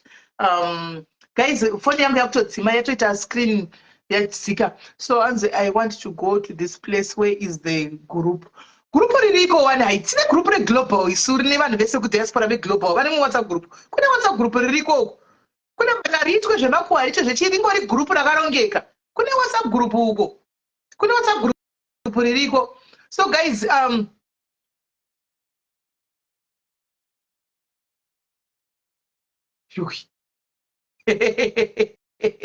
right. So guys, ndakuida but ndangora bharadzima rasara 25% akara bharadzima screen isisiri that light yadzima. How do I get added? It depends. Ka uchida kuedwa zvakone, it's okay. Come kuseri, I'll add you there. Come kuseri, I'll add in the group. Don't worry, we are tina ine kuti ndi ghost, tina ine way kuti ndiwe ghost wazodini. Titone ma ghost hobari mo group mo. Anototamba ma stream zvavanoita kuma stream kwesina no founded business. But when we are with them, sitozoti vanhu vakaita sei. Andika zvekuko kumoka tikwa tinaenda zvesu. Andoona so zvinini tinotori nawo magosa tozati vana nhingi uko masititori ngachira tinei nazvezvo andiona. Right. So guys, our own, this is our own now. We support our own. Andika asi challenge yasoiswa manje apa the team, we are challenging team SA. Pakaipa saka guys. Team UK pakaipa. Pakaipa guys, pakaipa. Kwanzi you know this well. Yes, I'll come and you know say no creator. So guys, ndakuenda anzishungudze moyo wangu. Okay, the ghost ndatenda zvangu. I understand because maybe project mabasa yenyu. So inini I really understand. Link atikupi unozoya kuseri shungu, unoya kuseri, then wopinda mgroup, unoya kuseri nokueda ku group. You come kuseri, then I add you in the group. Ndikangwesa link apa my way, rinotopinda nevamwe vasiriwo. Asari group remakuwa maindi mugare masiva akutombotaurwa dzimwe nyaya dzimwe dzemakwa igroup rekutaura kunogotaurwa zvinhu kunogotaurwa majokes kunogotaurwa zvinhu zviri igroup rakarongeka igroup revanhu vakuru igroup rakarongeka kune vanhu vakuru kune mature people ikoko vanhu maona. Right. Saka team SA challenge my own, my P one. We are challenging you. Team UK is showing the Papico. Amen. So guys, Tomatana Mangwana. I hope let's do it tomorrow, guys. Mangwana dokumbiro kuti Mangwana mochia never venue. Tomorrow, bring your children, guys. Bring your children. I'll put a post in this a poll after. Kanamchiti Mangwana to Wirat Mangwana. Moya nevana. You guys don't have to interfere. I just want to speak to your kids. You don't go to the never venue. Chete. You just sit down. Muruku South Africa, Muruku UK. Imima garapa side in Chipike. I want the kids to participate. Let me talk to the children. Let your kids participate. Mangwana, Timbotara Nevana. Let's hear the challenges that these kids are facing. And you know you've got problems. Nevana kumba aparukune santiga. Avata uri nemi vanochka. Mangwana chita ikuti vauye pano antika maneru gatiti 6:30 dzekuno. 6:30 dzekuno, that means E8 dzeku Africa. And 6 dzekuno E8 dzeku Africa. Then bring them. And vana vatindere vafone nemafone enyu tinzwe. Imini take notes chete. Just take notes. Tichazotaura rimwe day vana ava vasisipo kuti ndichange chinyorawo pasi kuti maona mazviona sei kwai kuti pakati toita sei kungozama kubatsiranawo guys hatizivi kwanzana chabva I don't know no problem kana daro but vana vanowanzo kuona vana vabereki vedu vakawanda vachitaura pamalife apa vanototiziva vana venyu vakawanda they will be very much comfortable ndisvo vana vakawanda kuseri uku vana vakawanda vemadadis they come kuseri vabereki vanozviziva netumwe tumacomplain ndichizoenda hangu kuvanikikiri kuvabereki kwacho so very comfortable they will come vasiri they will just listen it's still okay and so guys Tobatana Mangwana no to Yezo. Yezo is going to be in the comment section. But Yezo Mangwana ask who you hosta ish because it was never got to Papuka, but the world. Van to Zonza, Kuna, so maybe Takugara different environment. Don't way. Don't listen to those ones. Think up in the piece. So Mangwana Yezo, Shamuza needs me to pick shoe pass. And right. So Anzi, you might sleep at 8 p.m. during school days. Oh, okay. That's fine. Can I choose it a weekend when they are there? Maybe you can have it by Saturday. We can do it on Saturday. We can do it on Saturdays. That's maybe probably Saturdays. Fridays. I think that's okay. Let's do it Fridays then. Let's do it Fridays. I think that makes sense.